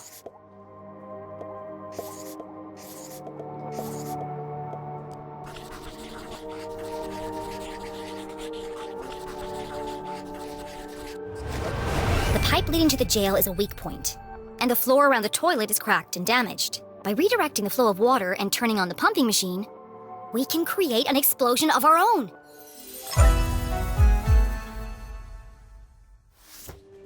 We need to create enough pressure to blow up that toilet. Yes, of course. Great thinking, Jenny. I'll turn on the machine and use the valves to redirect the water. I'll use the pillow to block the toilet and sustain the pressure. And I'll distract the guard. Okay, we're on the case. Go team!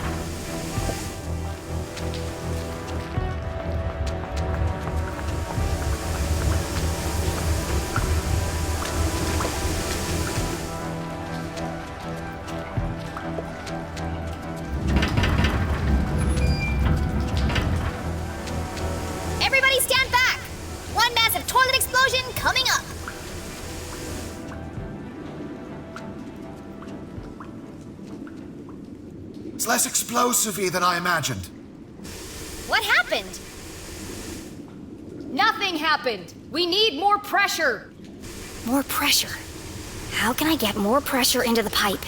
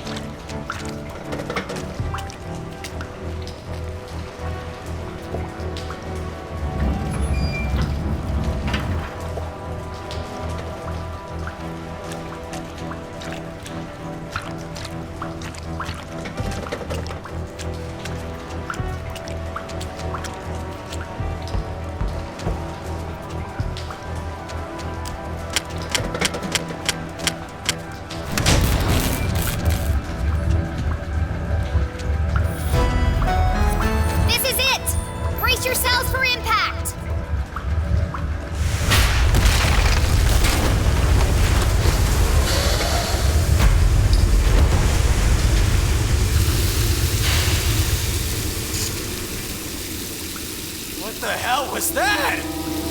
Oh! CJ! Sorry, man. My bad. Had a spicy burrito last night. You might want to give it a minute. Quit making a ruckus! This is your last warning!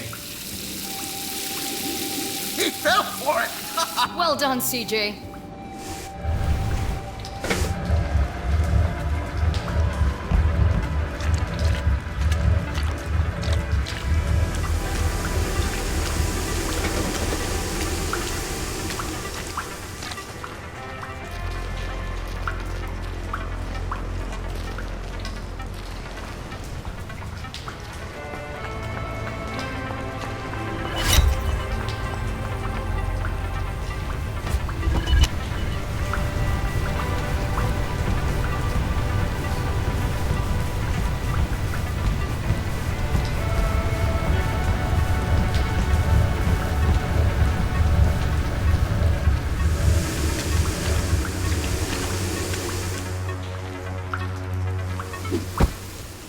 Mom!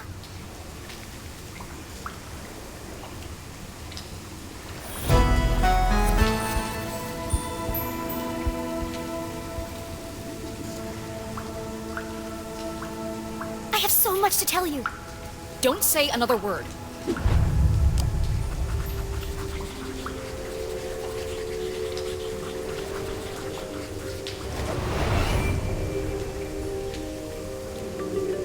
I see you've been busy. Dad wasn't working for the university. His accident was a cover-up for something much bigger. Jenny? And it's not the first time it's happened. There's an organization running secret operations all over town. Jenny! And Dean Stroudsbury was working for them too. Stop! You already know, don't you? So you knew he was still alive, and you didn't tell me? What? Who's still alive? Dad survived the explosion. He's alive. Dad is alive. But they're keeping him prisoner in a room hidden under the graveyard. No, Jenny. He sent us a message. He's trapped. We have to rescue him. Together. I'm sorry, Jenny. But you're wrong. But it's true. I used the Dean's ring to make a key for the door. I can explain everything on the way. What? Why do you have the Dean's ring? Well, I found it in the library. You stole evidence from a crime scene? Well, yeah, but now's not the time to discuss the ethics of my investigation. Give it to me. Why? Give me the ring. Now. Fine. Take it. Don't you understand? Someone is coming to kill you. Go back the way you came and don't tell anyone that you were here. Did you hear what I just said? Yes, which is precisely why you have to leave. Leave? I'm the reason you're still alive. The whole town thinks you killed the Dean. I'm the only one who believes you didn't. You didn't, right? You shouldn't have come here. Why won't you tell me the truth? What did you talk to the Dean about before he died? And what happened at Widow's Drop? Jenny! The man in black just entered the crypt! Is that Susie Glatz? You've got to get out of there, now! Leave, immediately. Find Susie and go home. You've put her in terrible danger. A great detective never keeps secrets from her daughter. This is a discussion for another time. I have to go before it's too late. Did you hear me, Jenny? He's coming! Get out of there! We're leaving right now, Susie. Mom, I'm coming with you. No. Promise you won't follow me, Jenny. Drop all this nonsense. Go home and stay out of trouble.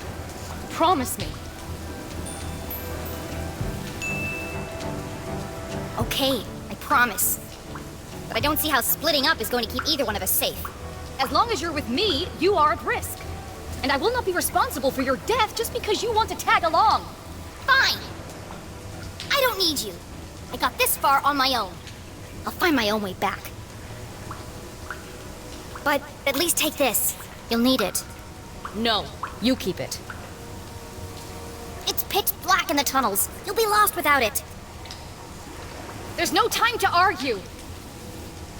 Please. Please, just let me help you.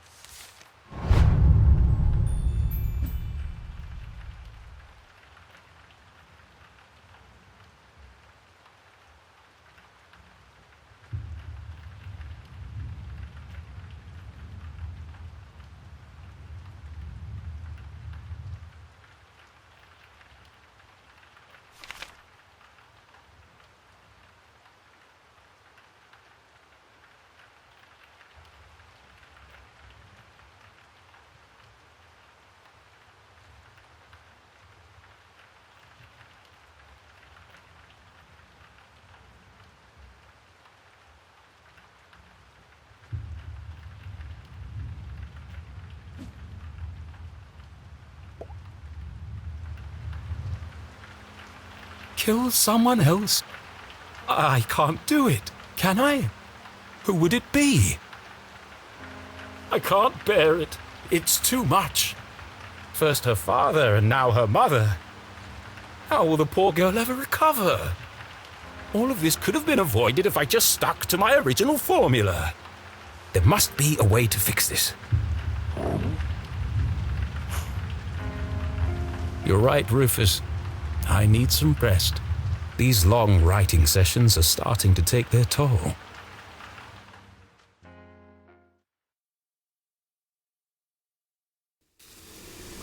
Mom, you broke my...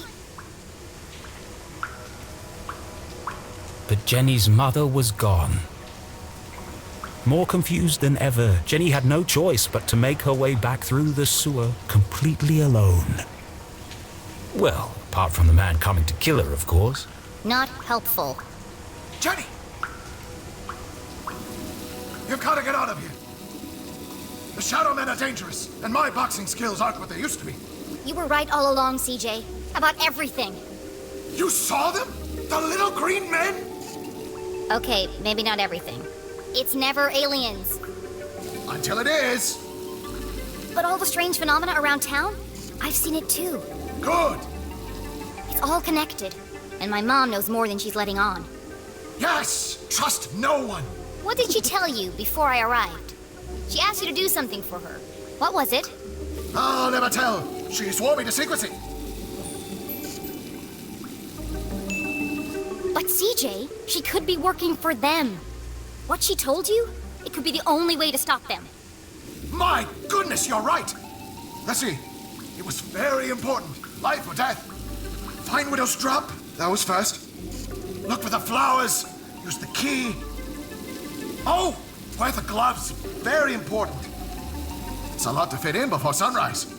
And where is Widow's drop? Good question. I don't remember. Did she at least give you a sense of which direction she was going? Well, if I'm north and you're south, then she must have been going, It was no good. CJ's memory was jumbled at the best of times.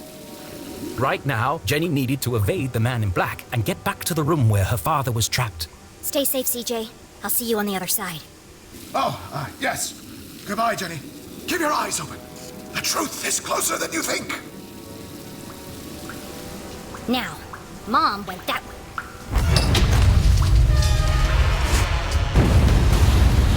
But Jenny wouldn't be following her. Damn!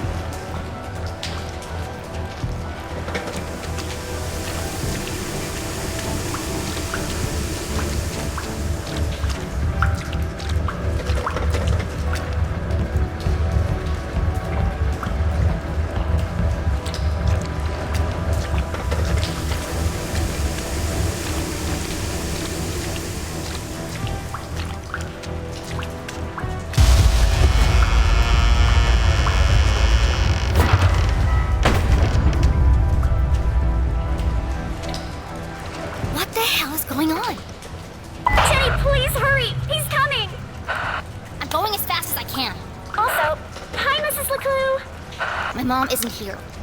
Oh no! What happened?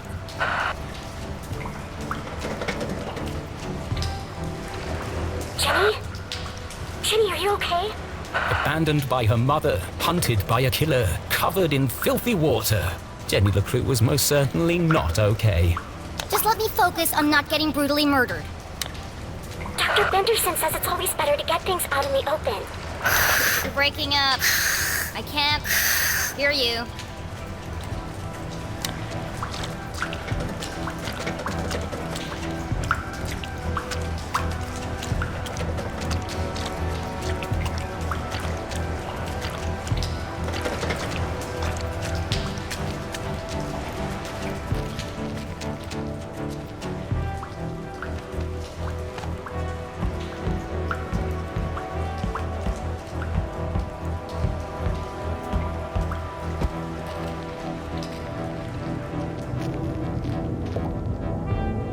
The path ahead was shrouded in darkness.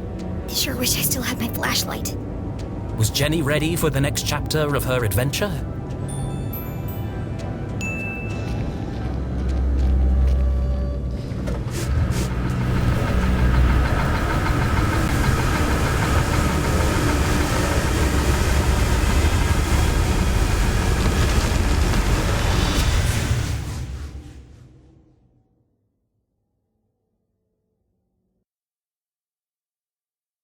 An unfamiliar feeling began to ferment in the back of Jenny's mind.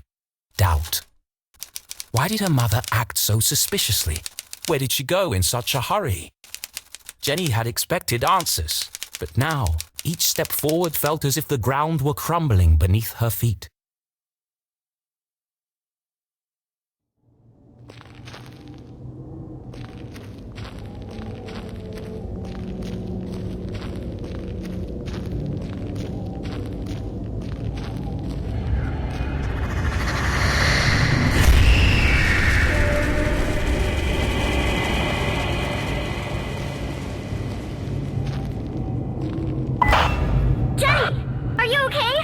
Oh, everything's super down here. Just wandering around in total darkness, trying not to get killed. Oh, well, if you need some light, there's one on your walkie-talkie. What? Why didn't you tell me that before? You said not to disturb you. That girl will be the death of me. Jenny fumbled in the darkness until she found the switch on her walkie-talkie.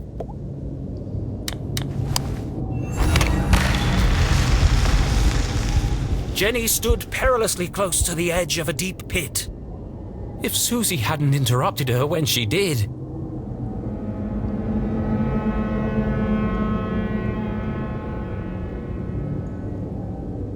I'm going to have to jump to that minecart. But even if Jenny made the jump, she couldn't be sure it would support her weight. If it was going to fall, it would have done it by now. See?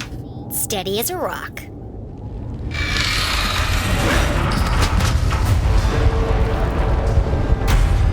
That's enough near-death experiences for one day.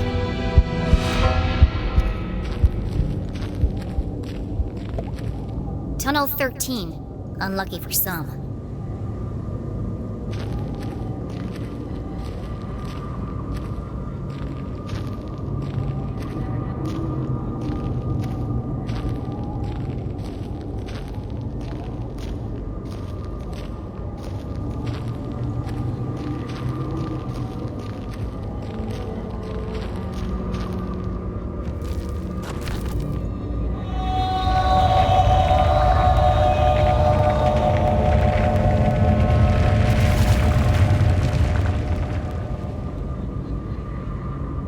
Shivered as she realized the true scale of the tragedy that had befallen the miners.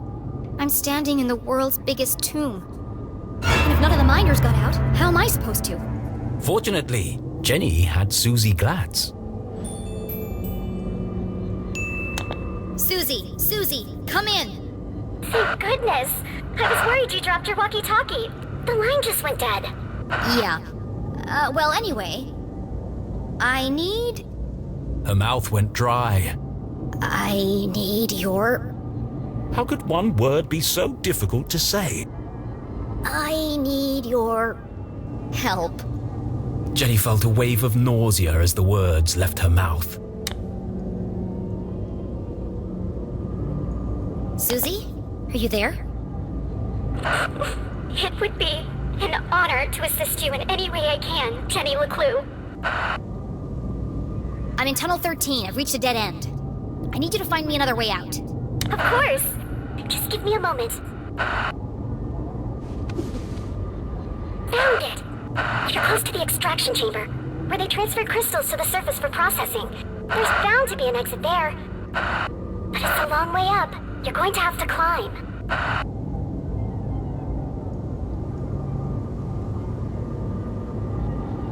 No problem. Oh, and Susie. Thanks.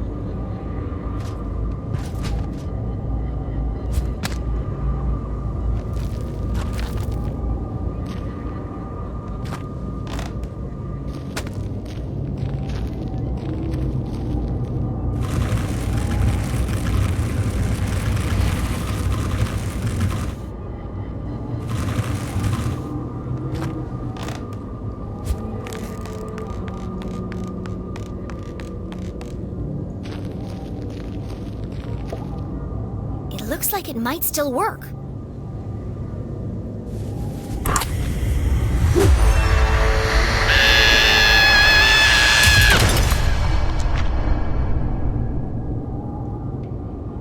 I was better off in the dark.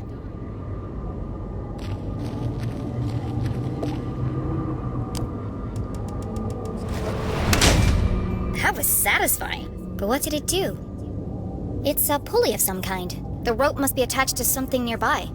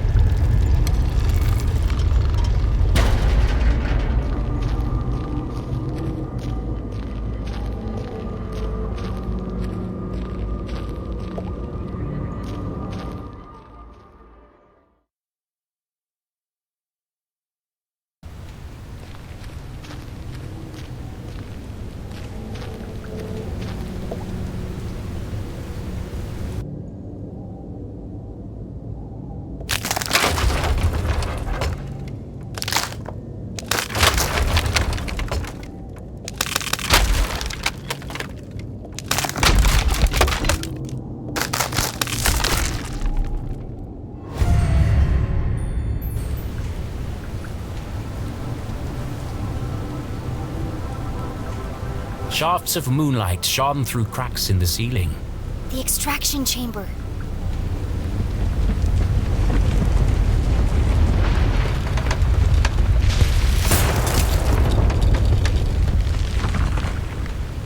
That was too close. I better get moving.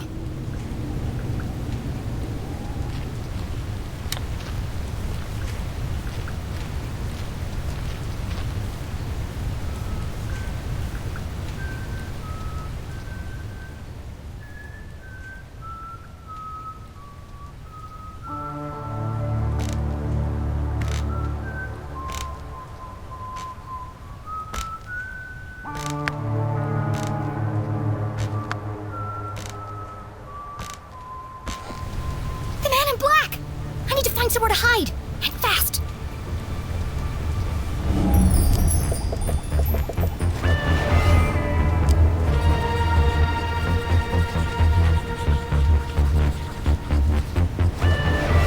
High up in the air, out of sight, covered on all sides, the minecart was an ideal hiding place.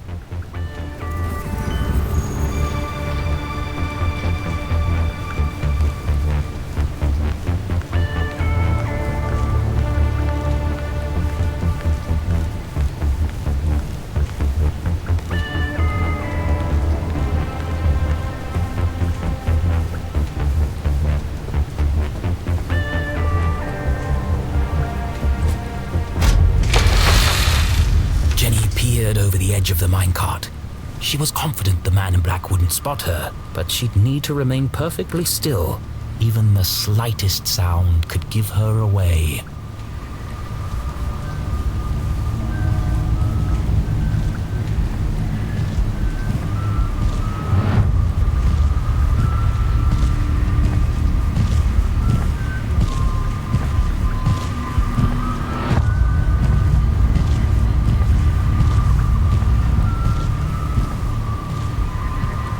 Almost in the clear. Just a few more seconds of absolute silence. Jenny! I just wanted to say, I think we had a really good breakthrough just now. Shut up, shut up, shut up! I can feel our friendship growing. I know it's a silly thing to say, but...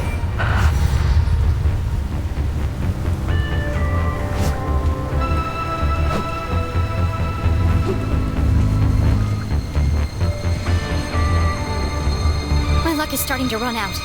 It won't be long before he reaches the jail and realizes my mom isn't there. And something told her he wouldn't be very pleased.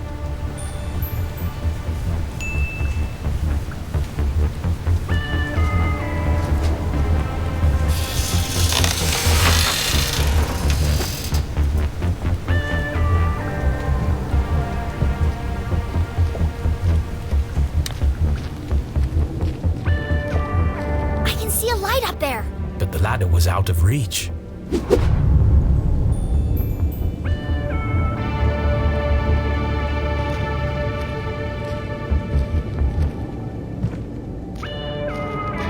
Fragments of quartz crystal littered the room. They're beautiful. She held one in her hands. It'd be a good souvenir if it wasn't so heavy. Another cave-in, another dead end.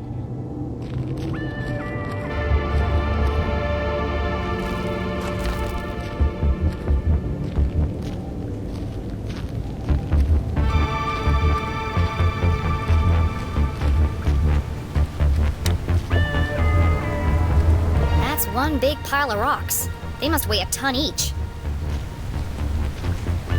The shattered skull of a long-deceased miner looked up at Jenny. Poor guy.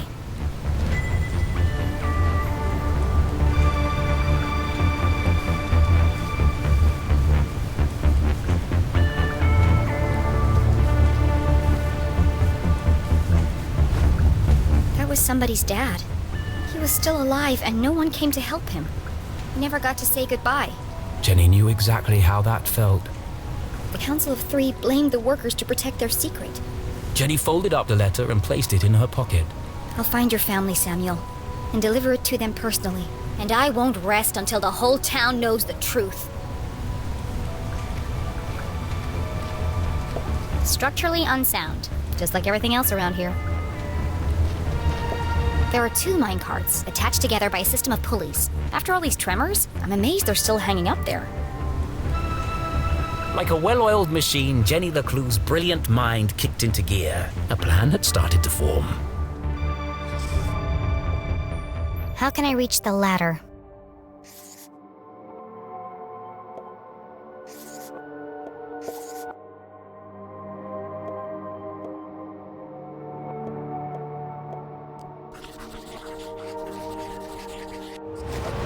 That's not right. Back to the drawing board.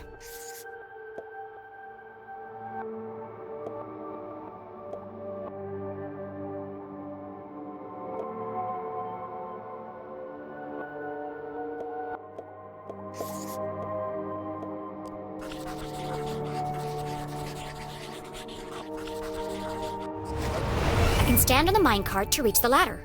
But first, I need to get it down. And I know exactly how to do it.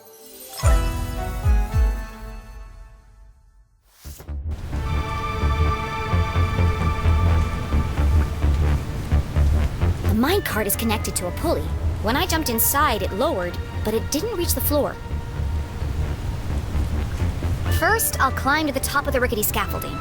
Then I'll jump in the minecart with my pockets full of crystals. The extra weight will carry me all the way to the floor.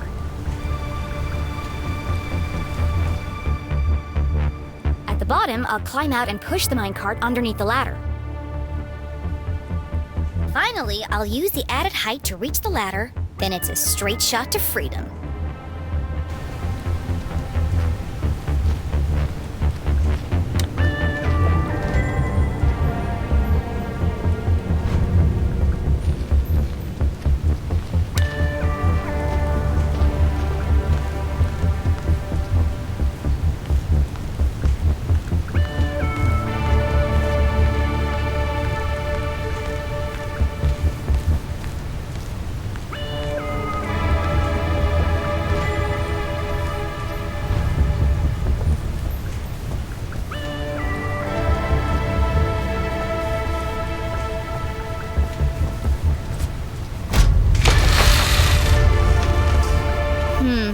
Maybe I need more crystals.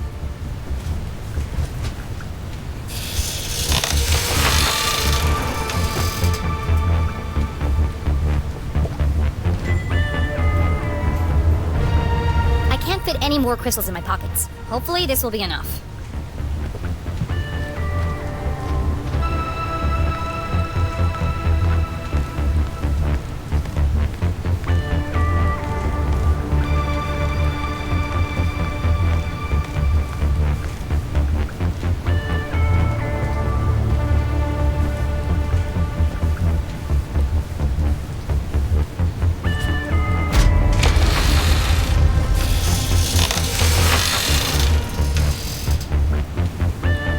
That work? Something's holding me back.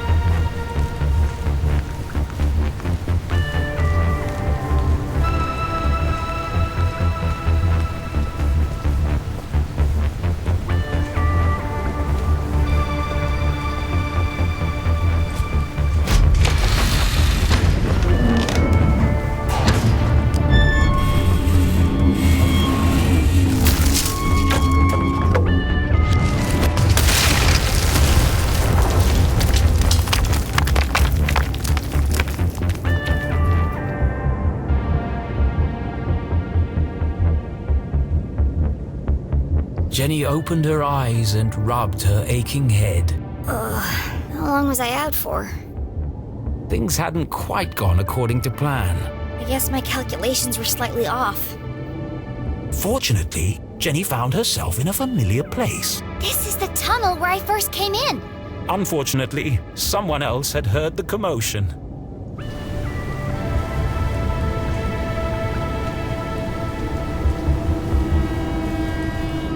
Time to go.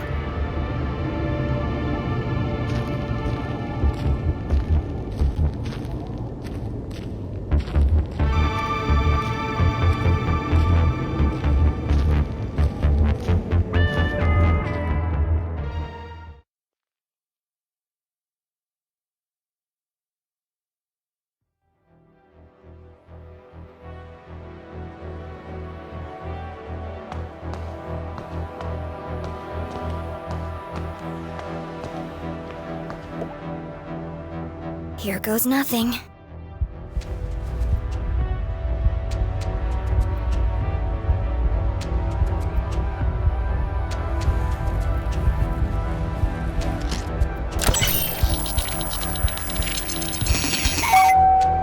Welcome back, S32. Access level Z Alpha granted. Disarming blast door 13A. For your safety, please stand clear.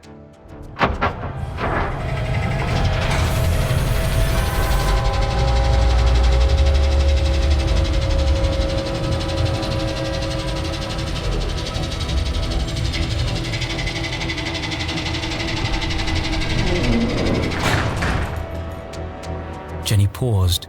She was finally here. Could it be true? Was her father really on the other side of this door? The man she'd lost forever. She would have given anything to bring him back. What would she say to him? How would she feel when she saw him? Of all the puzzles she'd solved, every obstacle she'd climbed, and every leap of faith she'd made, this was the scariest moment of all. Mom should be here. She needed her. She needed someone. Maybe even Susie. I'm not gonna solve anything by just standing here. Arthurton had slowly revealed its secrets to Jenny, and now she faced. Gathering her courage, she took a deep breath. This is it, Jenny. And stepped into the darkness once more.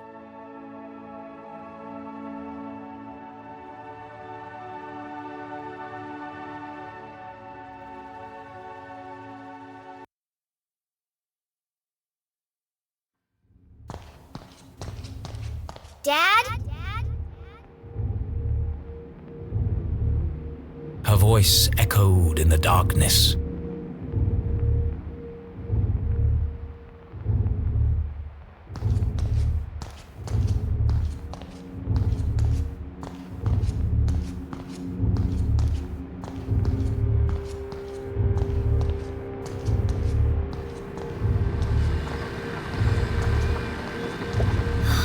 Another dead end. Of course he's not here. Just another machine.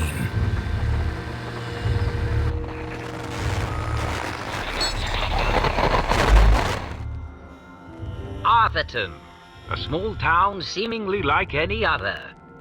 Nestled in a valley between two mountains, Lined by lustrous forests, and perched on the edge of a pristine lake.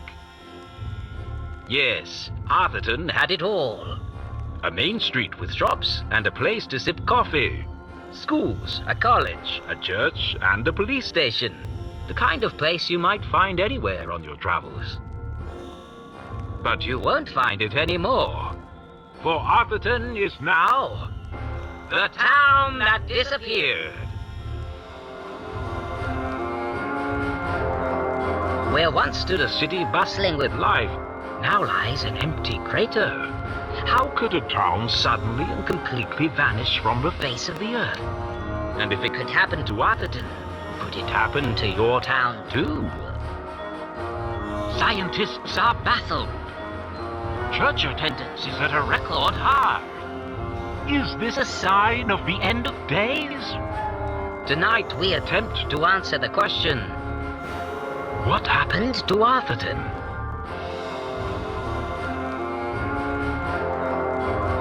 The Enigma Report investigation starts now.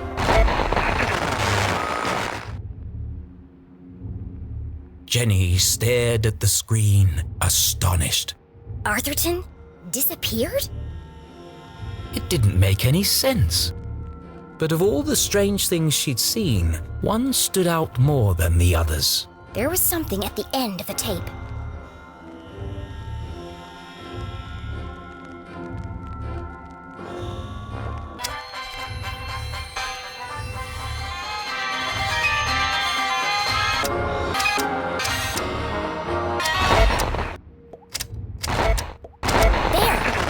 There's something hidden in the stack.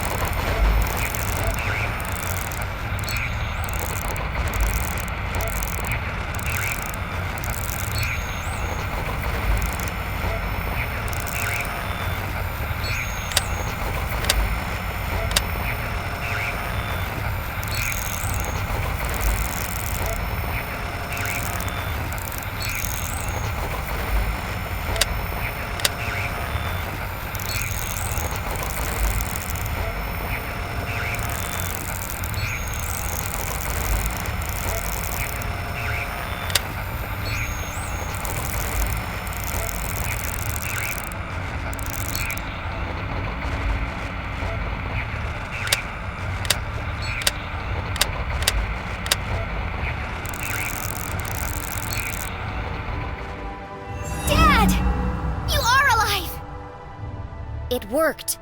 Find Zazer. Need help?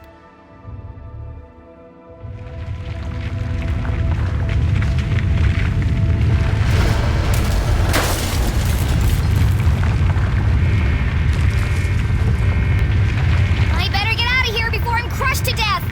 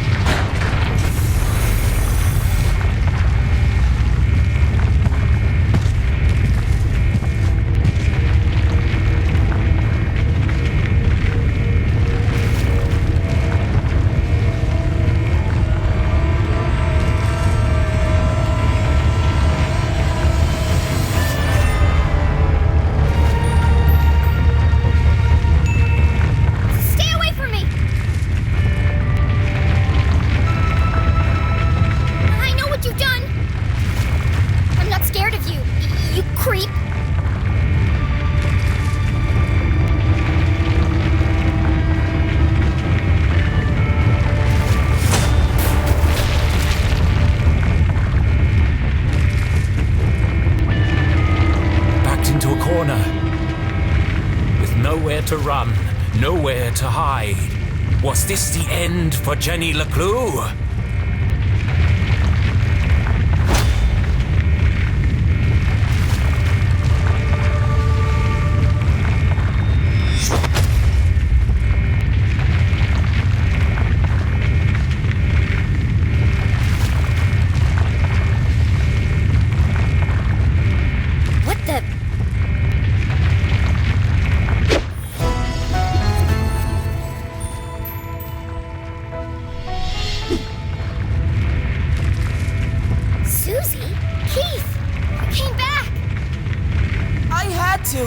Jenny choked back her tears.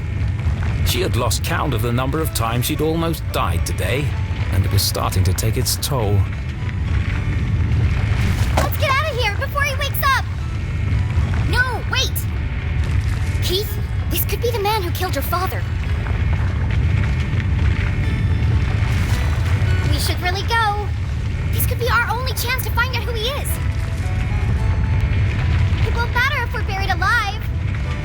to know? It doesn't matter. What? Look! Damn it! Let's get out of here. That's what I've been saying! The truth is no good if we're dead. I said that, too! It doesn't matter who said what. Let's go already!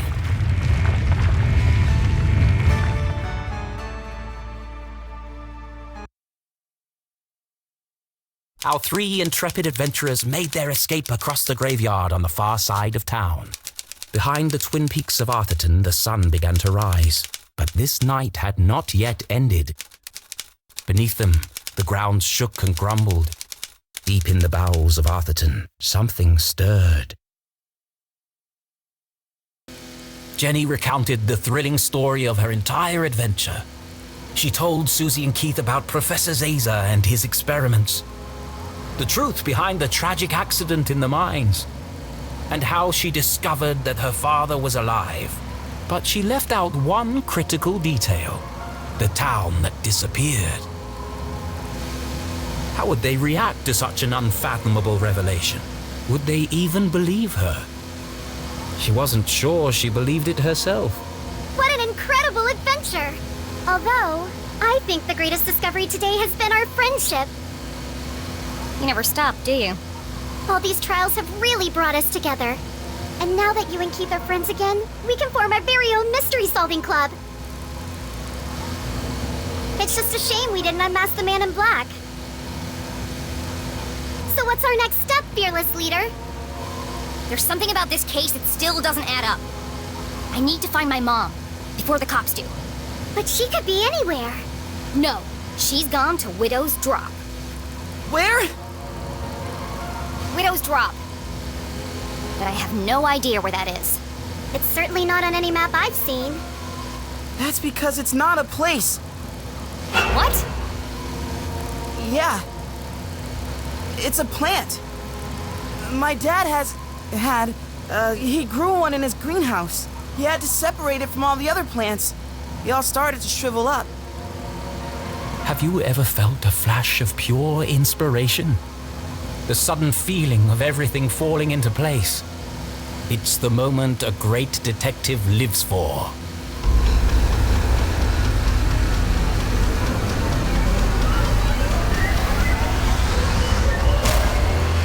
An epiphany!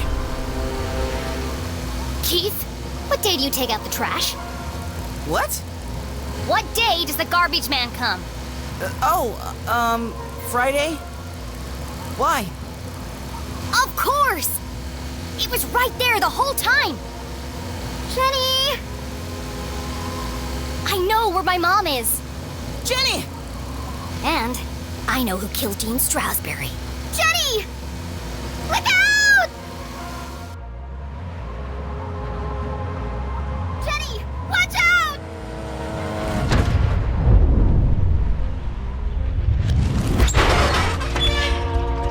We survived! Yeah! We made it! I have to go back. Go back? But we just got out!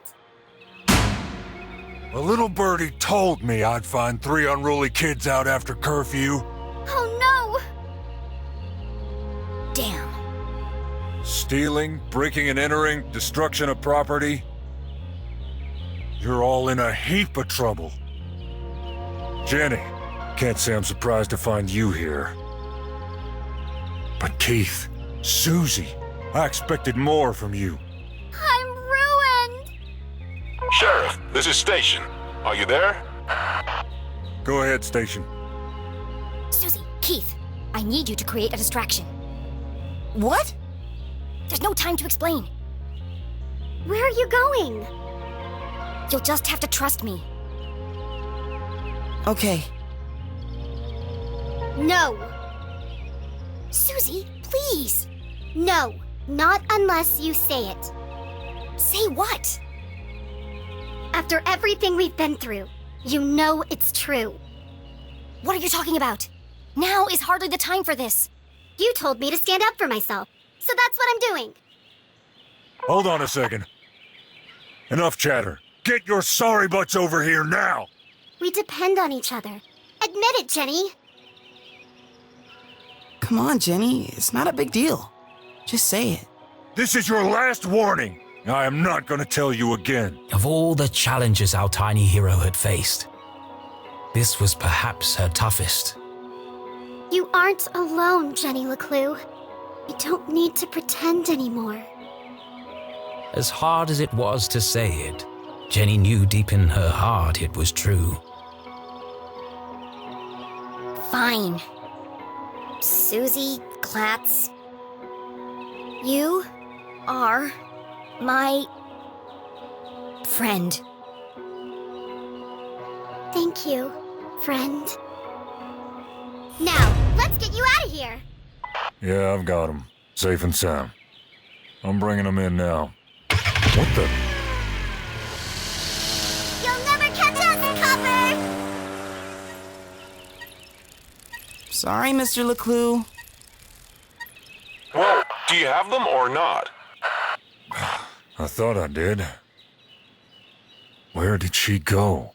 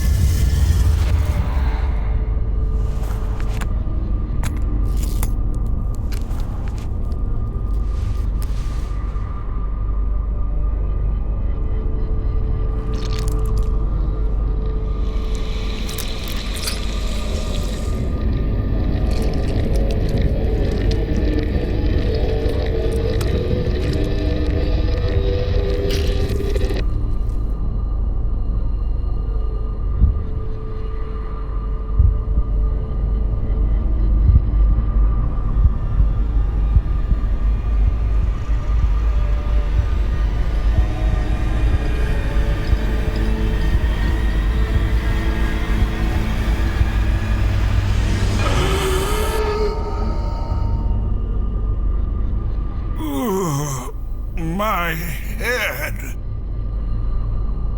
Thank goodness. It worked. Oh, how wonderful to hear your voice. I was having the strangest dreams. What's wrong? I almost didn't make it. But you did. Now, we've got a lot of work to do.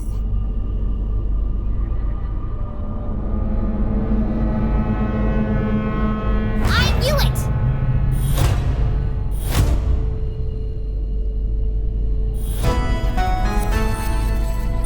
Jenny?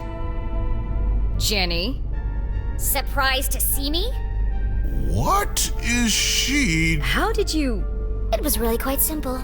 Once I realized Mr. Strasberry knew he was going to die.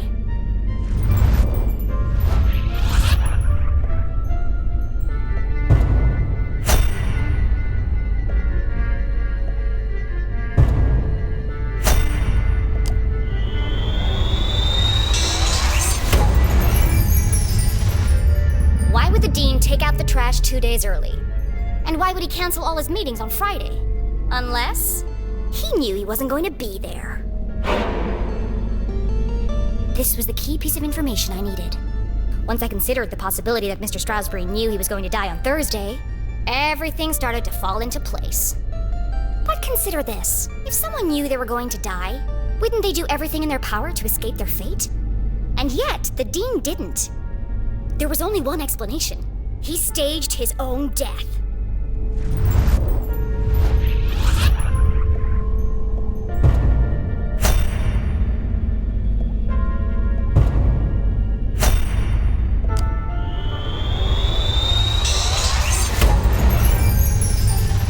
It's no secret that the dean is an avid gardener.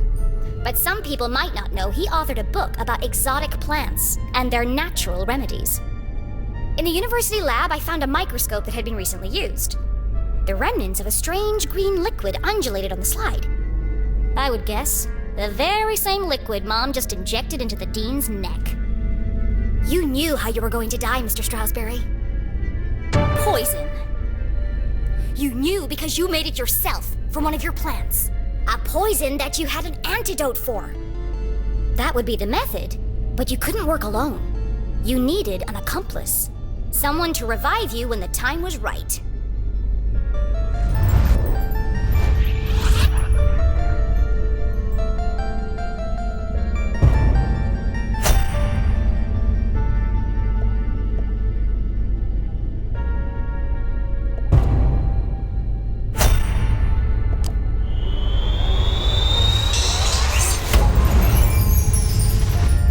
In the basement of my house, on my dad's old dusty desk, I found a recently used vial.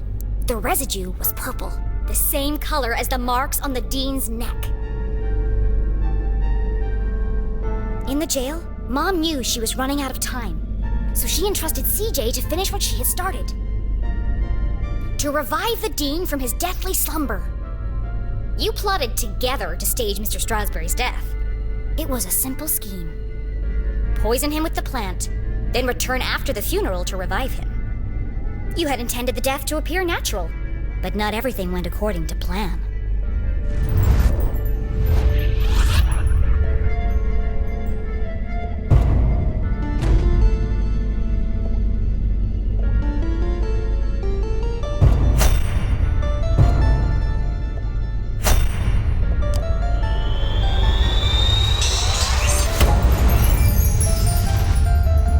Poison was administered, the Dean intended to give Mom his ring. But he accidentally dropped it, and it got stuck in the electrified track of the ladder. When he bent down to retrieve it, he was electrocuted and thrown from the balcony. Getting caught hadn't been part of the plan. Quite remarkable, Jenny. And you worked out all that by yourself? Yes, that's how you did it, but the real question is why? Well, that's all a bit more complicated, I'm afraid. It was a rhetorical question, Mr. Strasberry. I know why you're working together. But first, I have to tell you about aliens.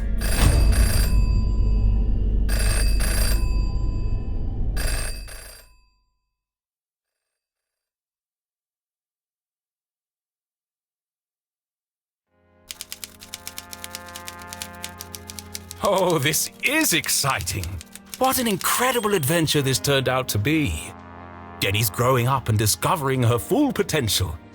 And to think, I did it all without anybody dying.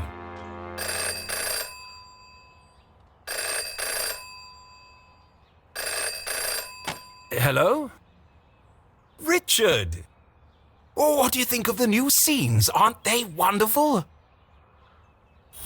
I beg your pardon? Trick you? Certainly not. But don't you see? It all works out perfectly this way. I can already picture where the next book will start. You're not serious? But I didn't promise anything. But there must be another way. Just give me more time. Cancelled? Richard, please. Richard? Hello? Hello?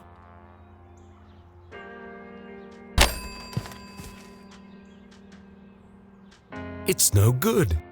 They won't publish it unless someone dies. But I can't do it. I just can't. Come on, Arthur. Jenny's whole world hangs in the balance. Decades of work. It can't all end now. Oh, I have to. It's like Jenny's mom always says. A great detective knows the right decision is often the hardest to make. And I am a great author of detective stories. But I can't pick. What should I do, Rufus? Brilliant! Yes! You're always right, old friend.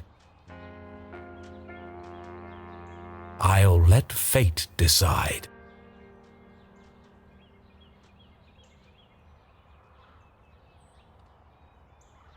Here goes.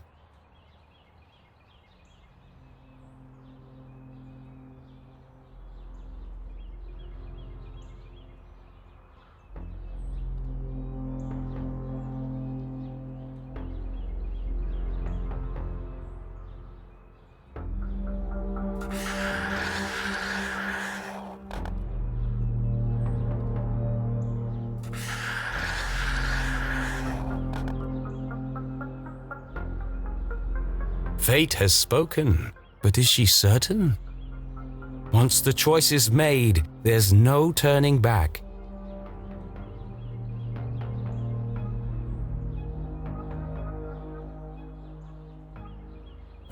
Wait, Jenny wasn't an option, was she?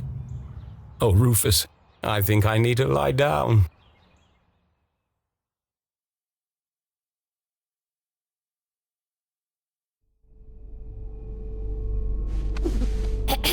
As I was saying...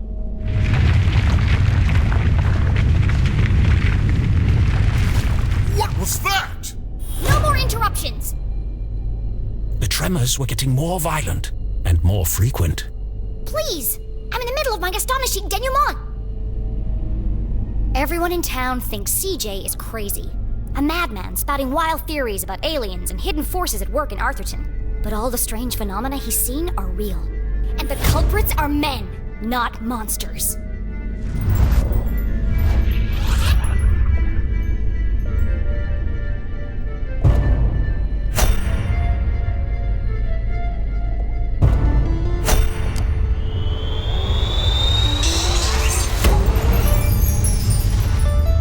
Arthurton is built on top of some kind of energy source.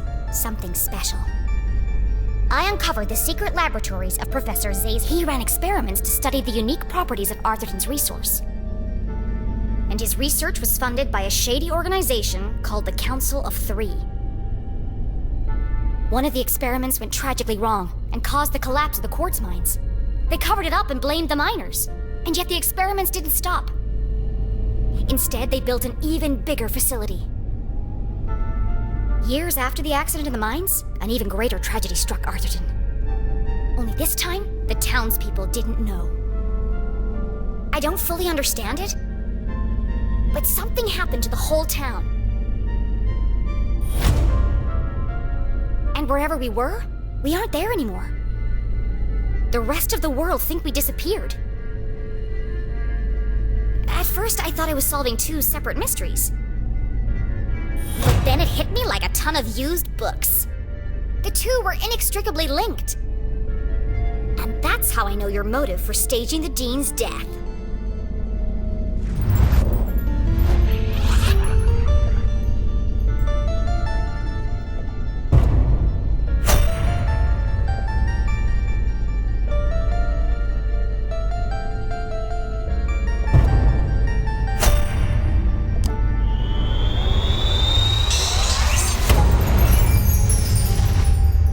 Wasn't working for the university.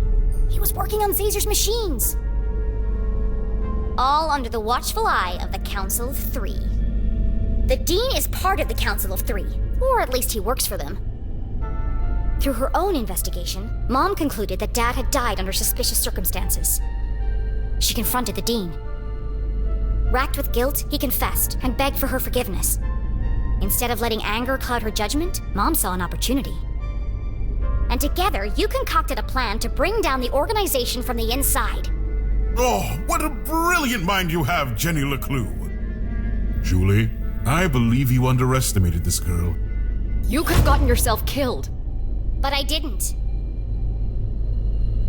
But what if you had? I'm not a kid anymore. I have to make my own choices. A flower cannot blossom without light. Jenny had risked everything to save her mom. I'm sorry, Jenny. It's okay, Mom. You were running out of time to save Mr. Strasberry. I was trying to protect you. I know.